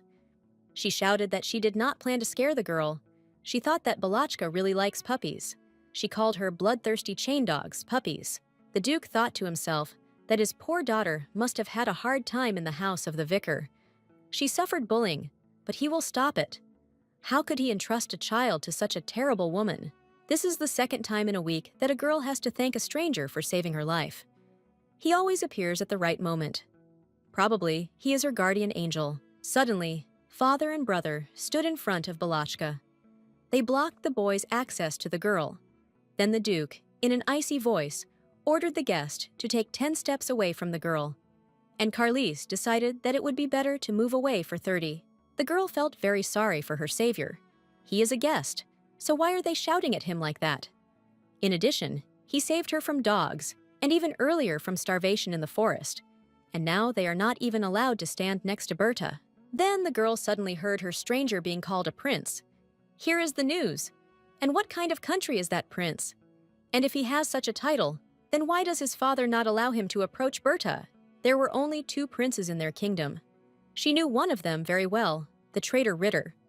But he had an older half-brother, whom the girl had never seen. If you put everything into one whole and include logic, it was not difficult to guess that the mysterious stranger is the same half-brother of Ritter. This is a surprise. Such a turn of events could not but please the girl. This boy is the first prince, the one whom Ritter so despises and hates. That is, the enemy of her enemy, who is her friend. And then an amazing idea came to the baby's head. It is a sin not to take advantage of such an acquaintance. If they form an alliance with the prince, they will be able to defeat Ritter with one blow. This is a great way to take revenge. The stranger continued to feel the evil glances of the Duke and his son. He expected that they would not be happy for him in the north, but he presented it in a slightly different way.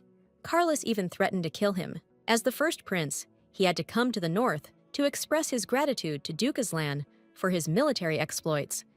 And also, the guy had to convey congratulations on behalf of the entire royal family. But it was considered stupid to come to Sever with empty hands. Therefore, the boy gave the Duke a whole chest of gold as a present. After all, a considerable amount of money was spent on wars. But the Duke, in turn, decided to thank the first prince. As it turned out, this Smelchik and his army came to help right on the battlefield and provided quite a lot of help during the war. Now Berta understood how these two knew each other. Together, they fought bravely on the battlefield against the enemy. And, as it turned out, the first prince was also a very brave warrior. The king ordered his son to go to the north and stay there until the Duke, in turn, thanked the first prince for his help in the battle. And this was a great humiliation for the guy. After this concession of the king, the boy clearly decided for himself that his father hated him. For some reason, he did not send his favorite Ritter to the north. All the dirty and humiliating work in the kingdom has to be done by him. But, in the end, the guy was happy that he got to the north. He did not expect that he would meet a squirrel in this region. After all, according to his information, she should have been in the capital with her aunt. And since it turned out that way, he will try to make it so that he can spend as much time as possible with this fluffy baby. And by the way, now is just the right time for Bert to visit. And the poor squirrel was tossing and turning in bed from the excess of emotions and impressed by today's day and could not fall asleep in any way. She was overwhelmed by hundreds of thoughts. Why the first principal appeared in the north, and why Carlos hates him so much. The next moment, the girl heard strange sounds on the street. Someone called her a star and asked her to go out on the balcony. Curiosity won, and she decided to see who would call her late in the evening. The birth of the first prince of Artel was not blessed. The reason was that the boy was born an animorph dragon. That is, he was a being capable of turning from a human into an animal, and vice versa. Even in unions between two animorphs, Dragons were born very rarely, but some kind of magic happened here, and instead of a snake, a dragon was born to the king. It was strange and embarrassing at the same time. Mother Koroleva initially disliked the boy. She was waiting for the wise and cunning snake, and in the end, the higher forces ordered her, and a dragon was born to her. Therefore, the boy never knew what real motherly love is. In addition to the fact that the boy had bright yellow eyes, which is not characteristic of their kind, he also had black hair. All other children had white hair. Therefore, the boy was an outcast from childhood. Artel was hated simply for what he is. The king and queen asked the child not to even look at them, because it terribly annoyed the parents. Therefore, the boy once again tried not to show himself in public and spent most of his time in his room studying. Parents were most annoyed by their son's bright yellow eyes. In order to forever avoid the child's gaze, the king ordered him to wear a black armband and thereby forever protect himself from the piercing gaze of the child. But the boy was still small and often obeyed the king's orders. He could not stay in a bandage for a long time. Besides, he wanted to know and study the world around him. He was always scolded for listening. Did the king not believe the rumors? The darker the animorph's eye color, the more power it has. But because of the energy radiating from the eyes of his eldest son, he was losing his personal authority, and this terribly pissed off the ego. Unlike Artel, Ritter was a real favorite of the royal family. His mother adored him. His father was proud of him. The servant carried him in her arms. The boy grew up spoiled and very mean. Father, mother, and even all the servants in the palace panicked at the sight of Artel, and little Ritter was generally asked to remove his brother. The boy must not look the elder prince in the eye. Over time, the boy got used to the bandage and was even happy to wear it. Only in this form were those around him not afraid of him. They talked to him, and even some servants felt a little sorry for him, but only not the parents. That demonstrative ego was despised. Time passed. The boy grew up. He wanted more and more to find a person in this world who could look into his yellow eyes without fear.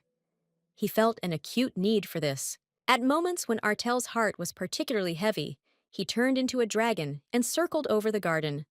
Only in heaven he felt free and could remain himself.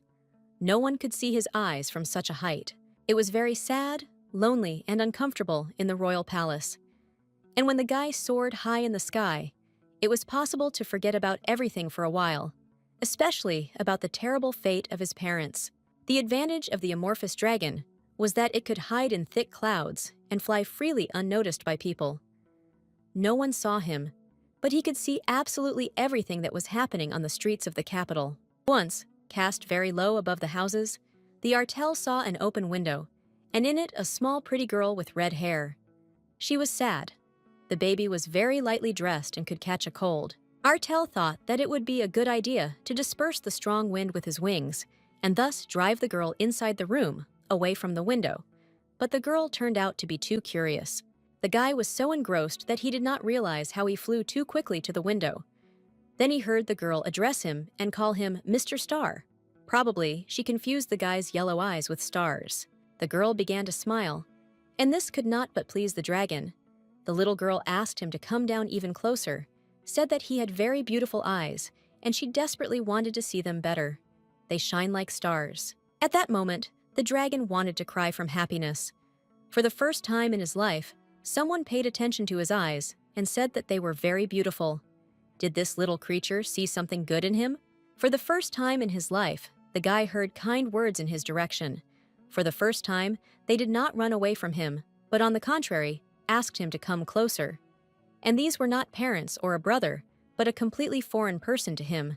The prince decided to approach the window, just in case. He asked the girl if she was afraid of him, since he looked a little strange, but she replied that he is very cute, and she is not afraid in the slightest. The guy gathered his spirit and decided to ask the girl about something. He would be very pleased if the baby would allow him to be called a star.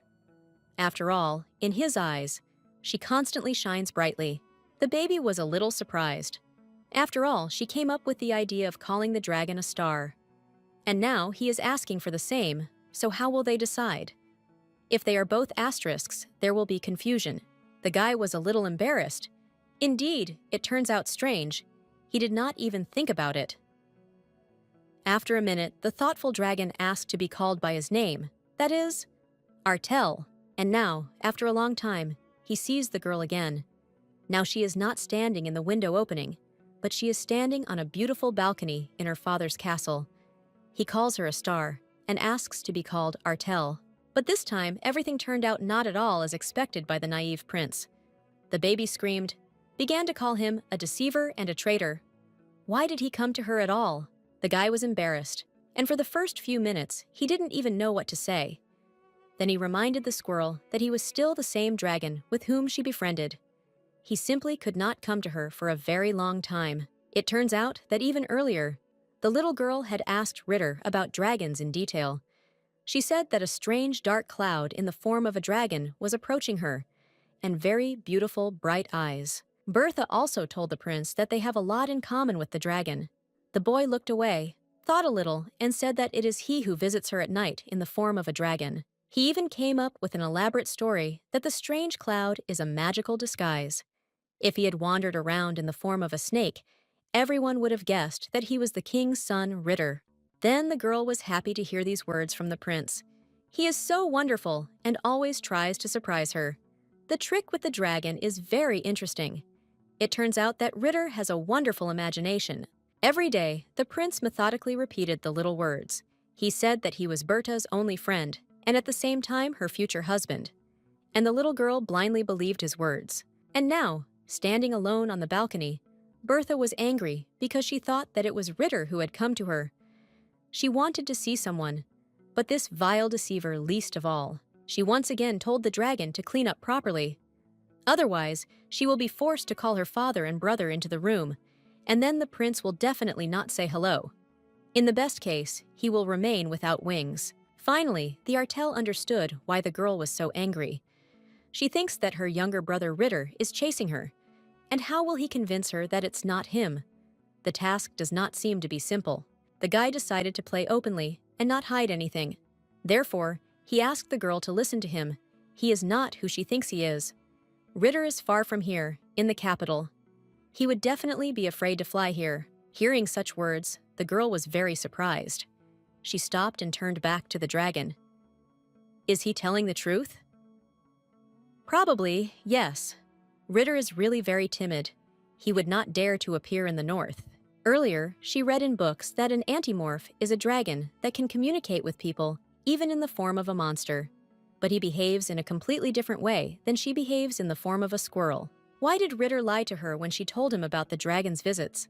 He is an unimaginably mean guy, and he definitely had good reasons to deceive the girl. But now it is worth finding out which ones. The dragon exhaled a little and gradually calmed down. He will not lose his beloved star. Now they are in the north, and it was here that she received the name Bertha. It's going crazy. Next, the little girl asked a question. As it happened, the dragon also ended up in the north. What is he doing here? After all, he used to live in the capital. There may be a catch here as well. Antimorph answered that he had arrived in the north to Duke Aslan with the first prince. He is his assistant. Therefore, they will be able to meet with the star in the evenings, since it is problematic to do this during the day. The squirrel was a little upset that he would not be able to see his friend when it was light outside. But it didn't work out the other way. At least in the evenings, she will enjoy the company of her pleasant creature. Bertha told the dragon that during the day, she managed to see the first Prince Artel. He seemed to her a little arrogant and a little mysterious. Also, he is very worried about his reputation. The baby continued to share her impressions with the dragon. Hey! It seemed that this guy looked a little like Playboy. He looks simply amazing and attracts everyone's attention. She was no exception. And the girl also admitted that at the first meeting, the Artel called her lady and she really liked it. It turned out that in addition to everything else, he is also polite. This prince does not look like Ritter at all. They chatted a little more, and the dragon noticed that the girl was falling asleep. She is very tired for today. He knows it very well. Therefore, the dragon said that he urgently needed to fly, wished the little girl a good night, and hid. Artel had just flown away when an angry Carlos appeared on the threshold of her room. He went inside and looked around. It seemed that the Duke was looking for someone, Probably, he decided that he would see the first prince of the kingdom here. To his surprise, the girl was alone and had been lying in bed for a long time. She asked her brother why he was still awake and why he came to her at such a time. He embarrassedly replied that he just came to wish the squirrel a good night. Carlos sat a little longer in the baby's bed. He stroked her fluffy hair and warned her that if she sees a guy with dark hair and yellow eyes, let her definitely ignore him. You should not talk to him. For herself, Berta could not understand why her brother was behaving so strangely. Maybe because he didn't care about it before. He was very worried that no one would harm this fluffy baby. The morning of the next day was just as noisy. All the servants bustled around the house. Berta inquired a little and found out that the Duke was preparing for a grand banquet in honor of the victory of his army. Indeed, how could she forget about such a holiday? Both the Duke and his army deserve to have a banquet in their honor and rejoice at the end of the long war. Will she be allowed to come? Knowing her father, she did not expect too much to receive an invitation to the victory celebration. But the maids said that there will be guests from the capital, so everything must be prepared in the highest order. It turned out that before the war, Duke Leonhardt also organized a grandiose ball. Guests from the capital were also present there. They criticized the event and called it rustic. And then Balachka was handed a beautiful envelope containing an invitation to a tea party. Did she wait for the Duke to introduce her to the guests as his own daughter? And Carlis will tell everyone that she is his sister. Only after a minute and carefully read the text of the letter, the little girl realized that Prince Artel was inviting her to a cup of tea. They will drink tea only together, and it is too exciting. Bertha decided to accept the invitation and went to meet the prince. But as soon as she entered the living room, Carlos immediately ran up to her. His face expressed clear displeasure. Artel reminded that he invited only a young lady. The young duke shouted that it is not customary to drink tea here, and he strongly asks not to call him the lady's sister. But best of all, if the prince does not talk to her at all, so everyone will be calmer. Artel smiled mysteriously and said that even during the war, Carlos was not so sensitive. He changed a lot after returning from the battlefield. And, by the way, the prince never approached the lady first. But the Duke was unapproachable in his desire to protect his tail from this terrible type. Yes, the prince is certainly very handsome, but let the maids admire this beauty, not his fluffy sister. The prince smiled again. He did not want to develop a conflict.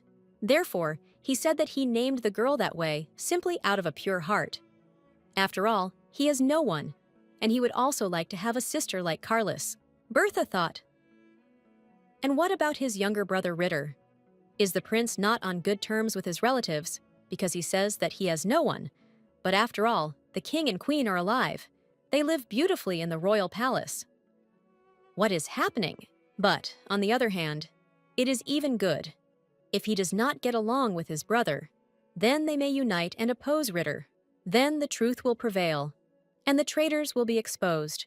Carlos was terribly angry with his sister. He also asked to ignore this type, but the little girl said that she could not do that with His Highness.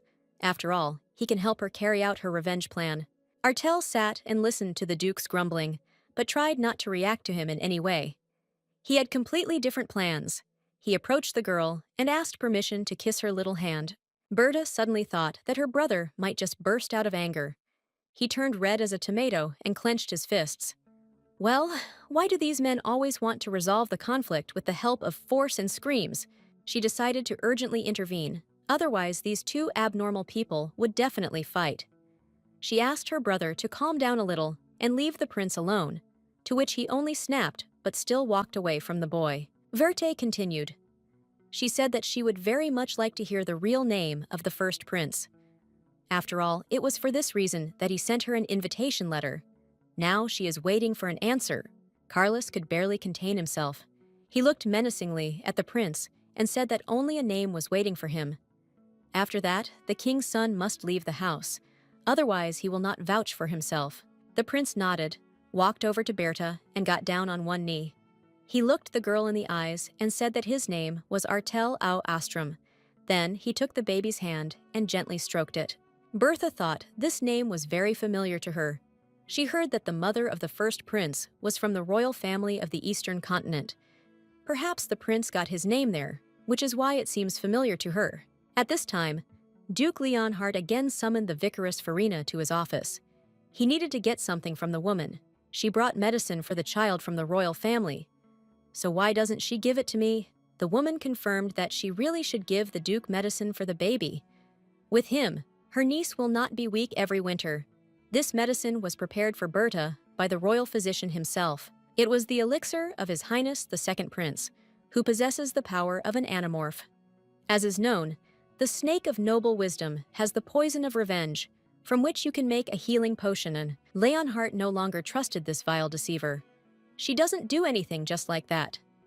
Therefore, the Duke asked what the vicar asked for in return, but she answered that she was doing it out of love for the squirrel and loyalty to the kingdom. Then Farina decided to bow out as quickly as possible, so as not to talk too much.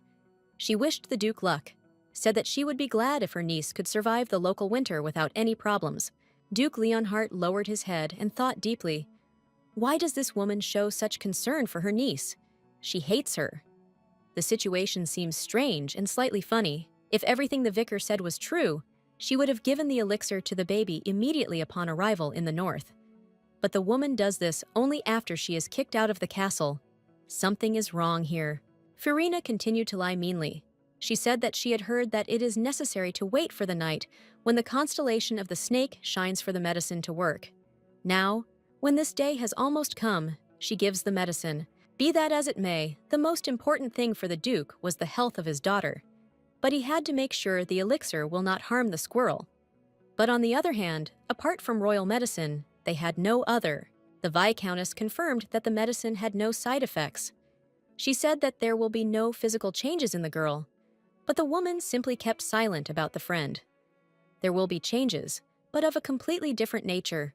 The conversation continued in the living room. Verdi asked the prince why he still couldn't take the bandage off his face. I would so like to see his eyes. Even in the middle of the forest, he remains blindfolded.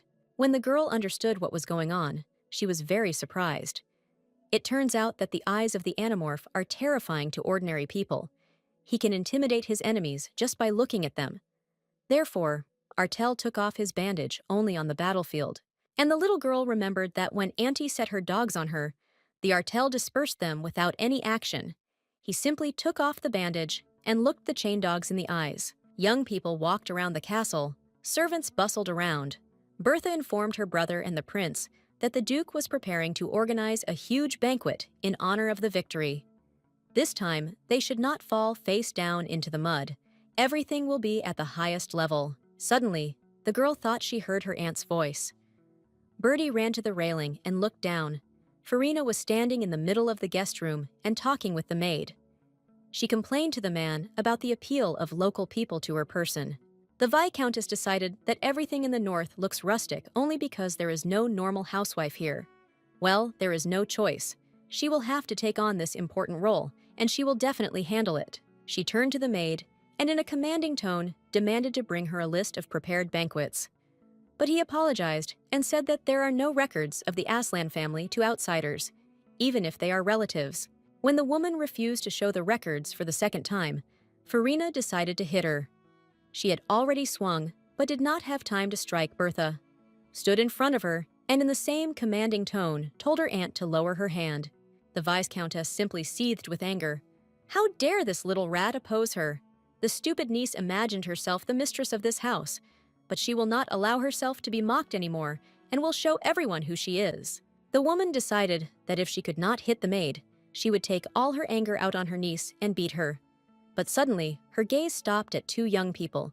Behind her stood the young Duke and Prince Artel. These two, each in their own way, tried with all their might to protect Berta. This was especially evident in the prince. At the sight of the girl, his gaze became simply unbearable. He could kill just by looking at a person, but for some reason, the guys decided not to interfere. The prince assumed that the squirrel was not so weak that he could not cope with such a ridiculous situation. So these two decided to just watch from the side. The evil vicar once again decided to teach the girl proper manners. She began to tell that Sever has a bad influence on the little girl, and she forgets about the manners she was taught in the capital. But Berta did not even listen to these stupid words. The girl came even closer to the woman and asked who taught manners to the actress herself. After all, mocking a small child is very bad, and does not correspond to cultural behavior at all. Even before the resurrection of Bertha, the ant was obsessed with the culture of behavior, dignity, and elegance. Therefore, it was not at all difficult to embarrass her now. She will not tolerate a single stain on her aristocratic name. Everything happened so quickly that Carlos didn't even have time to figure out where the little girl had run to and what she was going to do. And after a few minutes, the squirrel put a kissable handful of fine nuts in the boy's hands. Carlos even felt a certain awkwardness. This little fluffy baby made an effort just for him. It was very pleasant and somewhat embarrassing. That's why the guy's cheeks turned a little red. It was so cute that Carlos could barely hold back the tears that came to his eyes. He bowed and sincerely thanked Balachka. He will probably keep these nuts as a souvenir. The guy smiled and took the baby by the fluffy soft cheeks. She is so cute. How good it is that he has a younger sister. This girl melted a whole block of ice in his cold heart. The Duke did it exclusively out of gentle good motives. But Berta was not used to trusting people, so she looked askance at the guy. Maybe he wants to lull her vigilance with such actions. Carlos saw that the little girl was very angry, but he could not help himself. Ego's hands reached out to touch the little squirrel. He finally has the opportunity to care for someone. On the battlefield, he saw countless enemies dying in terrible agony. But this fact did not affect the guy before. But now he has become somewhat overly sentimental. Carlos is also not used to the fact that someone can take care of him.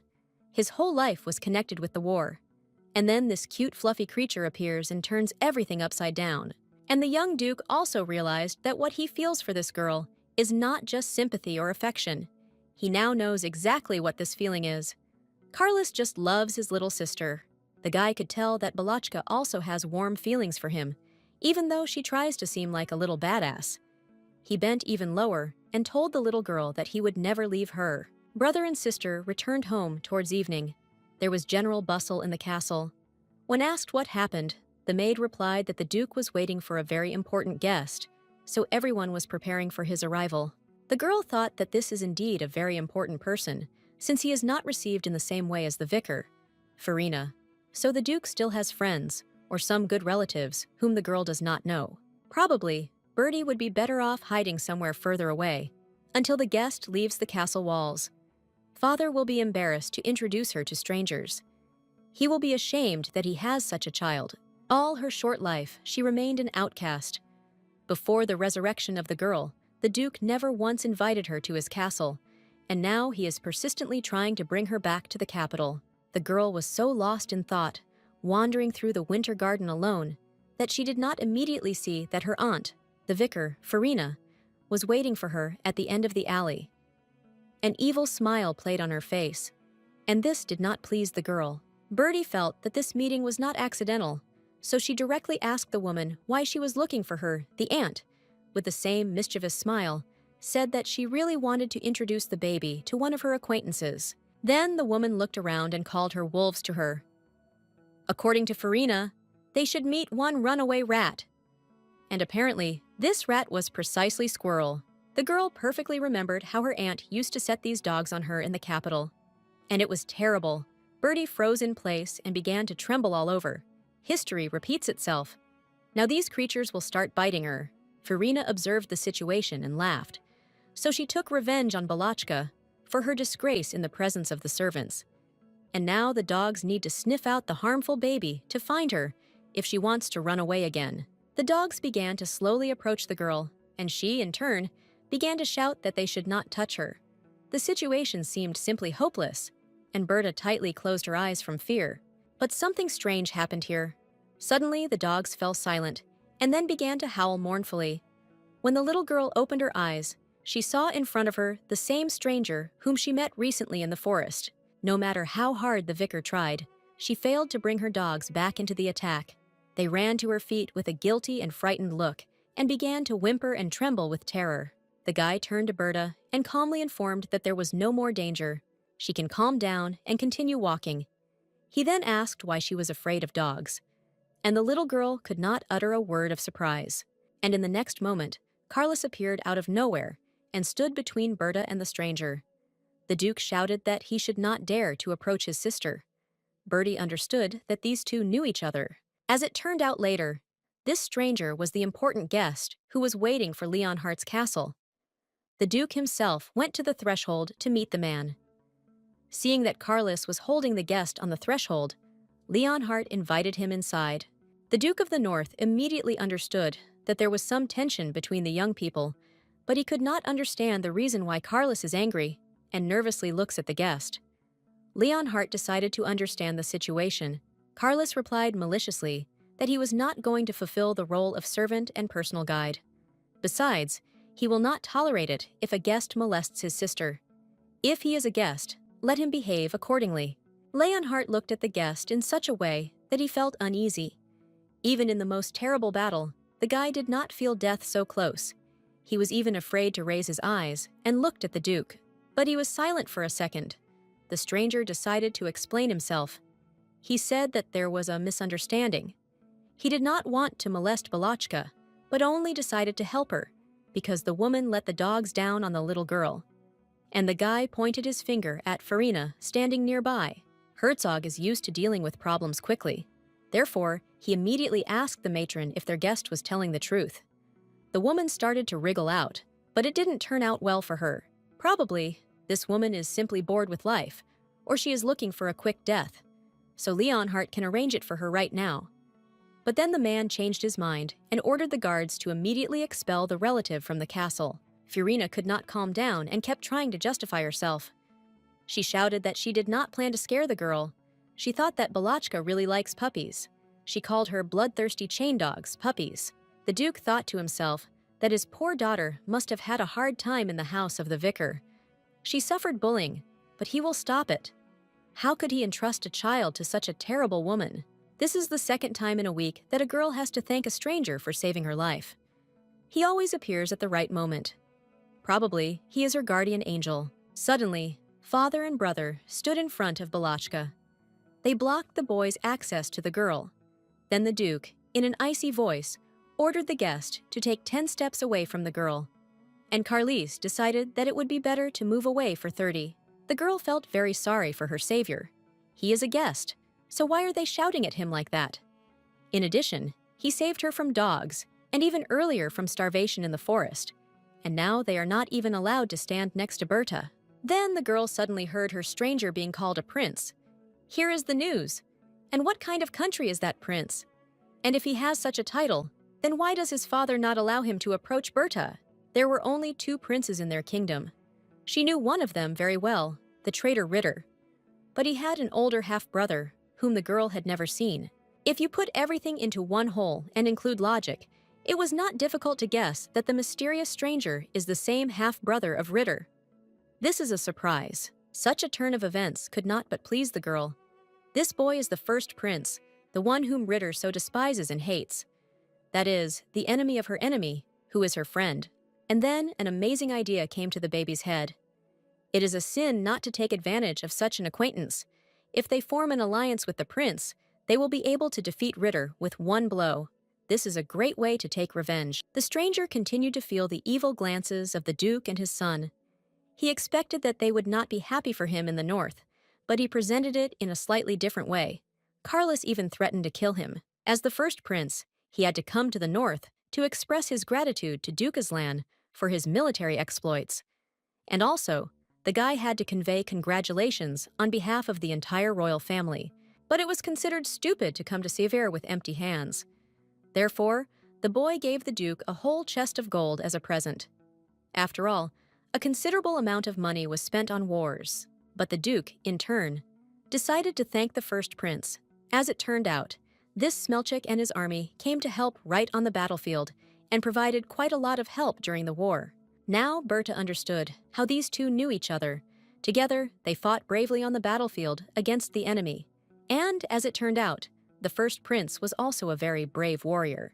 The king ordered his son to go to the north and stay there until the Duke, in turn, thanked the first prince for his help in the battle. And this was a great humiliation for the guy. After this concession of the king, the boy clearly decided for himself that his father hated him. For some reason, he did not send his favorite Ritter to the north. All the dirty and humiliating work in the kingdom has to be done by him. But, in the end, the guy was happy that he got to the north. He did not expect that he would meet a squirrel in this region. After all, according to his information, she should have been in the capital with her aunt. And since it turned out that way, he will try to make it so that he can spend as much time as possible with this fluffy baby. And by the way, now is just the right time for Bert to visit. And the poor squirrel was tossing and turning in bed from the excess of emotions and impressed by today's day and could not fall asleep in any way. She was overwhelmed by hundreds of thoughts. Why the first principal appeared in the north, and why Carlos hates him so much. The next moment, the girl heard strange sounds on the street. Someone called her a star and asked her to go out on the balcony. Curiosity won, and she decided to see who would call her late in the evening. The birth of the first prince of Artel was not blessed. The reason was that the boy was born an animorph dragon. That is, he was a being capable of turning from a human into an animal, and vice versa. Even in unions between two animorphs, dragons were born very rarely. But some kind of magic happened here, and instead of a snake, a dragon was born to the king. It was strange and embarrassing at the same time. Mother Koroleva initially disliked the boy. She was waiting for the wise and cunning snake, and in the end, the higher forces ordered her, and a dragon was born to her.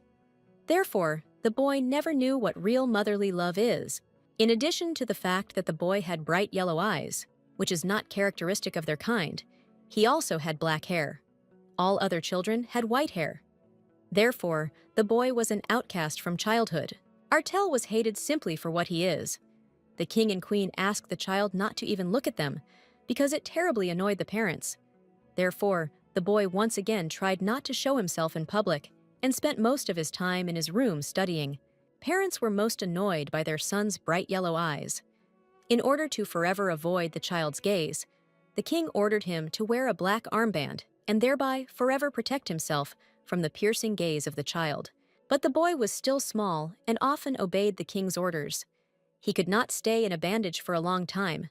Besides, he wanted to know and study the world around him.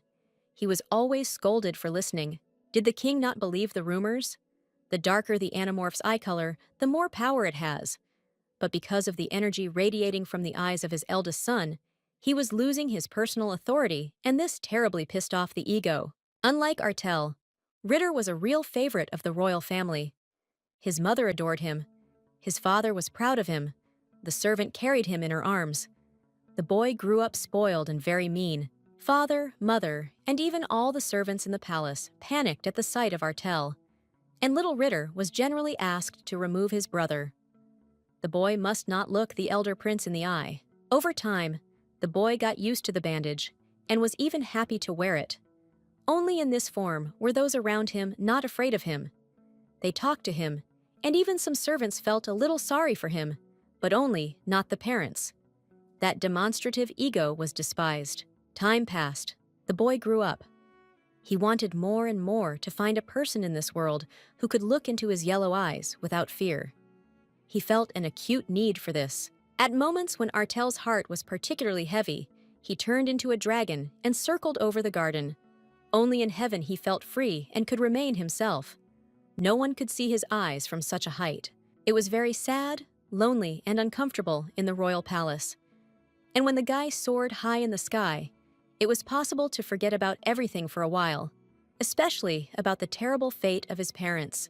The advantage of the amorphous dragon was that it could hide in thick clouds and fly freely unnoticed by people. No one saw him, but he could see absolutely everything that was happening on the streets of the capital. Once, cast very low above the houses, the Artel saw an open window, and in it a small pretty girl with red hair. She was sad. The baby was very lightly dressed and could catch a cold. Artel thought that it would be a good idea to disperse the strong wind with his wings, and thus drive the girl inside the room, away from the window. But the girl turned out to be too curious. The guy was so engrossed that he did not realize how he flew too quickly to the window. Then he heard the girl address him and call him Mr. Star. Probably, she confused the guy's yellow eyes with stars. The girl began to smile, and this could not but please the dragon. The little girl asked him to come down even closer, said that he had very beautiful eyes, and she desperately wanted to see them better. They shine like stars. At that moment, the dragon wanted to cry from happiness. For the first time in his life, someone paid attention to his eyes and said that they were very beautiful. Did this little creature see something good in him? For the first time in his life, the guy heard kind words in his direction. For the first time, they did not run away from him, but on the contrary, asked him to come closer. And these were not parents or a brother, but a completely foreign person to him. The prince decided to approach the window, just in case. He asked the girl if she was afraid of him, since he looked a little strange, but she replied that he is very cute, and she is not afraid in the slightest. The guy gathered his spirit and decided to ask the girl about something. He would be very pleased if the baby would allow him to be called a star. After all, in his eyes, she constantly shines brightly. The baby was a little surprised. After all, she came up with the idea of calling the dragon a star. And now he is asking for the same, so how will they decide? If they are both asterisks, there will be confusion. The guy was a little embarrassed. Indeed, it turns out strange. He did not even think about it. After a minute, the thoughtful dragon asked to be called by his name, that is, Artel. And now, after a long time, he sees the girl again. Now she is not standing in the window opening, but she is standing on a beautiful balcony in her father's castle. He calls her a star and asks to be called Artel. But this time, everything turned out not at all as expected by the naive prince. The baby screamed, began to call him a deceiver and a traitor. Why did he come to her at all? The guy was embarrassed, and for the first few minutes, he didn't even know what to say. Then he reminded the squirrel that he was still the same dragon with whom she befriended. He simply could not come to her for a very long time. It turns out that even earlier, the little girl had asked Ritter about dragons in detail. She said that a strange dark cloud in the form of a dragon was approaching her, and very beautiful bright eyes. Bertha also told the prince that they have a lot in common with the dragon. The boy looked away, thought a little, and said that it is he who visits her at night in the form of a dragon. He even came up with an elaborate story that the strange cloud is a magical disguise. If he had wandered around in the form of a snake, everyone would have guessed that he was the king's son, Ritter. Then the girl was happy to hear these words from the prince. He is so wonderful and always tries to surprise her. The trick with the dragon is very interesting. It turns out that Ritter has a wonderful imagination. Every day, the prince methodically repeated the little words. He said that he was Berta's only friend, and at the same time her future husband. And the little girl blindly believed his words. And now, standing alone on the balcony, Bertha was angry because she thought that it was Ritter who had come to her. She wanted to see someone, but this vile deceiver least of all. She once again told the dragon to clean up properly. Otherwise, she will be forced to call her father and brother into the room, and then the prince will definitely not say hello. In the best case, he will remain without wings. Finally, the Artel understood why the girl was so angry. She thinks that her younger brother Ritter is chasing her, and how will he convince her that it's not him? The task does not seem to be simple. The guy decided to play openly and not hide anything. Therefore, he asked the girl to listen to him. He is not who she thinks he is. Ritter is far from here, in the capital. He would definitely be afraid to fly here. Hearing such words, the girl was very surprised. She stopped and turned back to the dragon. Is he telling the truth? Probably, yes. Ritter is really very timid. He would not dare to appear in the north. Earlier, she read in books that an antimorph is a dragon that can communicate with people, even in the form of a monster.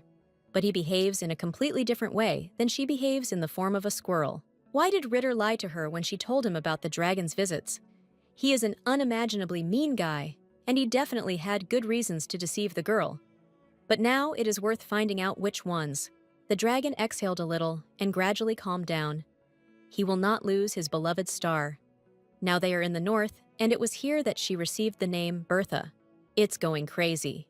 Next, the little girl asked a question. As it happened, the dragon also ended up in the north. What is he doing here? After all, he used to live in the capital. There may be a catch here as well. Antimorph answered that he had arrived in the north to Duke Aslan with the first prince. He is his assistant. Therefore, they will be able to meet with the star in the evenings, since it is problematic to do this during the day. The squirrel was a little upset that he would not be able to see his friend when it was light outside. But it didn't work out the other way. At least in the evenings, she will enjoy the company of her pleasant creature. Bertha told the dragon that during the day, she managed to see the first Prince Artel. He seemed to her a little arrogant and a little mysterious. Also, he is very worried about his reputation. The baby continued to share her impressions with the dragon. Hey! It seemed that this guy looked a little like Playboy. He looks simply amazing and attracts everyone's attention. She was no exception. And the girl also admitted that at the first meeting, the Artel called her lady and she really liked it. It turned out that in addition to everything else, he is also polite. This prince does not look like Ritter at all. They chatted a little more, and the dragon noticed that the girl was falling asleep. She is very tired for today. He knows it very well. Therefore, the dragon said that he urgently needed to fly, wished the little girl a good night, and hid. Artel had just flown away when an angry Carlos appeared on the threshold of her room. He went inside and looked around. It seemed that the Duke was looking for someone. Probably, he decided that he would see the first prince of the kingdom here. To his surprise, the girl was alone and had been lying in bed for a long time. She asked her brother why he was still awake and why he came to her at such a time. He embarrassedly replied that he just came to wish the squirrel a good night. Carlos sat a little longer in the baby's bed. He stroked her fluffy hair and warned her that if she sees a guy with dark hair and yellow eyes, let her definitely ignore him. You should not talk to him. For herself, Berta could not understand why her brother was behaving so strangely. Maybe because he didn't care about it before. He was very worried that no one would harm this fluffy baby. The morning of the next day was just as noisy. All the servants bustled around the house. Berta inquired a little and found out that the Duke was preparing for a grand banquet in honor of the victory of his army. Indeed, how could she forget about such a holiday? Both the Duke and his army deserve to have a banquet in their honor and rejoice at the end of the long war. Will she be allowed to come? Knowing her father, she did not expect too much to receive an invitation to the victory celebration. But the maids said that there will be guests from the capital, so everything must be prepared in the highest order. It turned out that before the war, Duke Leonhardt also organized a grandiose ball. Guests from the capital were also present there. They criticized the event and called it rustic. And then Balachka was handed a beautiful envelope containing an invitation to a tea party. Did she wait for the Duke to introduce her to the guests as his own daughter? And Carlis will tell everyone that she is his sister. Only after a minute and carefully read the text of the letter, the little girl realized that Prince Artel was inviting her to a cup of tea. They will drink tea only together, and it is too exciting. Bertha decided to accept the invitation and went to meet the prince. But as soon as she entered the living room, Carlos immediately ran up to her. His face expressed clear displeasure. Artel reminded that he invited only a young lady. The young Duke shouted that it is not customary to drink tea here, and he strongly asks not to call him the lady's sister. But best of all, if the prince does not talk to her at all, so everyone will be calmer. Artel smiled mysteriously and said that even during the war, Carlos was not so sensitive. He changed a lot after returning from the battlefield. And, by the way, the prince never approached the lady first. But the Duke was unapproachable in his desire to protect his tail from this terrible type. Yes, the prince is certainly very handsome, but let the maids admire this beauty, not his fluffy sister. The prince smiled again. He did not want to develop a conflict. Therefore, he said that he named the girl that way simply out of a pure heart. After all, he has no one, and he would also like to have a sister like Carlos. Bertha thought. And what about his younger brother Ritter? Is the prince not on good terms with his relatives because he says that he has no one? But after all, the king and queen are alive. They live beautifully in the royal palace. What is happening? But, on the other hand, it is even good. If he does not get along with his brother, then they may unite and oppose Ritter. Then the truth will prevail, and the traitors will be exposed. Carlos was terribly angry with his sister. He also asked to ignore this type, but the little girl said that she could not do that with His Highness. After all, he can help her carry out her revenge plan. Artel sat and listened to the Duke's grumbling, but tried not to react to him in any way. He had completely different plans. He approached the girl and asked permission to kiss her little hand. Berta suddenly thought that her brother might just burst out of anger. He turned red as a tomato and clenched his fists. Well, why do these men always want to resolve the conflict with the help of force and screams? She decided to urgently intervene. Otherwise, these two abnormal people would definitely fight. She asked her brother to calm down a little and leave the prince alone, to which he only snapped but still walked away from the boy. Verte continued. She said that she would very much like to hear the real name of the first prince. After all, it was for this reason that he sent her an invitation letter. Now she is waiting for an answer. Carlos could barely contain himself. He looked menacingly at the prince and said that only a name was waiting for him. After that, the king's son must leave the house. Otherwise, he will not vouch for himself. The prince nodded, walked over to Berta, and got down on one knee. He looked the girl in the eyes and said that his name was Artel au Astrum. Then he took the baby's hand and gently stroked it. Bertha thought this name was very familiar to her. She heard that the mother of the first prince was from the royal family of the eastern continent. Perhaps the prince got his name there, which is why it seems familiar to her. At this time, Duke Leonhard again summoned the vicaress Farina to his office. He needed to get something from the woman. She brought medicine for the child from the royal family. So why doesn't she give it to me? The woman confirmed that she really should give the Duke medicine for the baby. With him, her niece will not be weak every winter. This medicine was prepared for Berta by the royal physician himself. It was the elixir of His Highness the Second Prince, who possesses the power of an animorph. As is known, the snake of noble wisdom has the poison of revenge, from which you can make a healing potion, and Leonhardt no longer trusted this vile deceiver. She doesn't do anything just like that. Therefore, the Duke asked what the vicar asked for in return, but she answered that she was doing it out of love for the squirrel and loyalty to the kingdom. Then Farina decided to bow out as quickly as possible, so as not to talk too much. She wished the Duke luck, said that she would be glad if her niece could survive the local winter without any problems. Duke Leonhardt lowered his head and thought deeply. Why does this woman show such concern for her niece? She hates her. The situation seems strange and slightly funny. If everything the vicar said was true, she would have given the elixir to the baby immediately upon arrival in the north. But the woman does this only after she is kicked out of the castle. Something is wrong here. Farina continued to lie meanly. She said that she had heard that it is necessary to wait for the night when the constellation of the snake shines for the medicine to work. Now, when this day has almost come, she gives the medicine. Be that as it may, the most important thing for the Duke was the health of his daughter. But he had to make sure the elixir will not harm the squirrel. But on the other hand, apart from royal medicine, they had no other. The Viscountess confirmed that the medicine had no side effects. She said that there will be no physical changes in the girl, but the woman simply kept silent about the friend.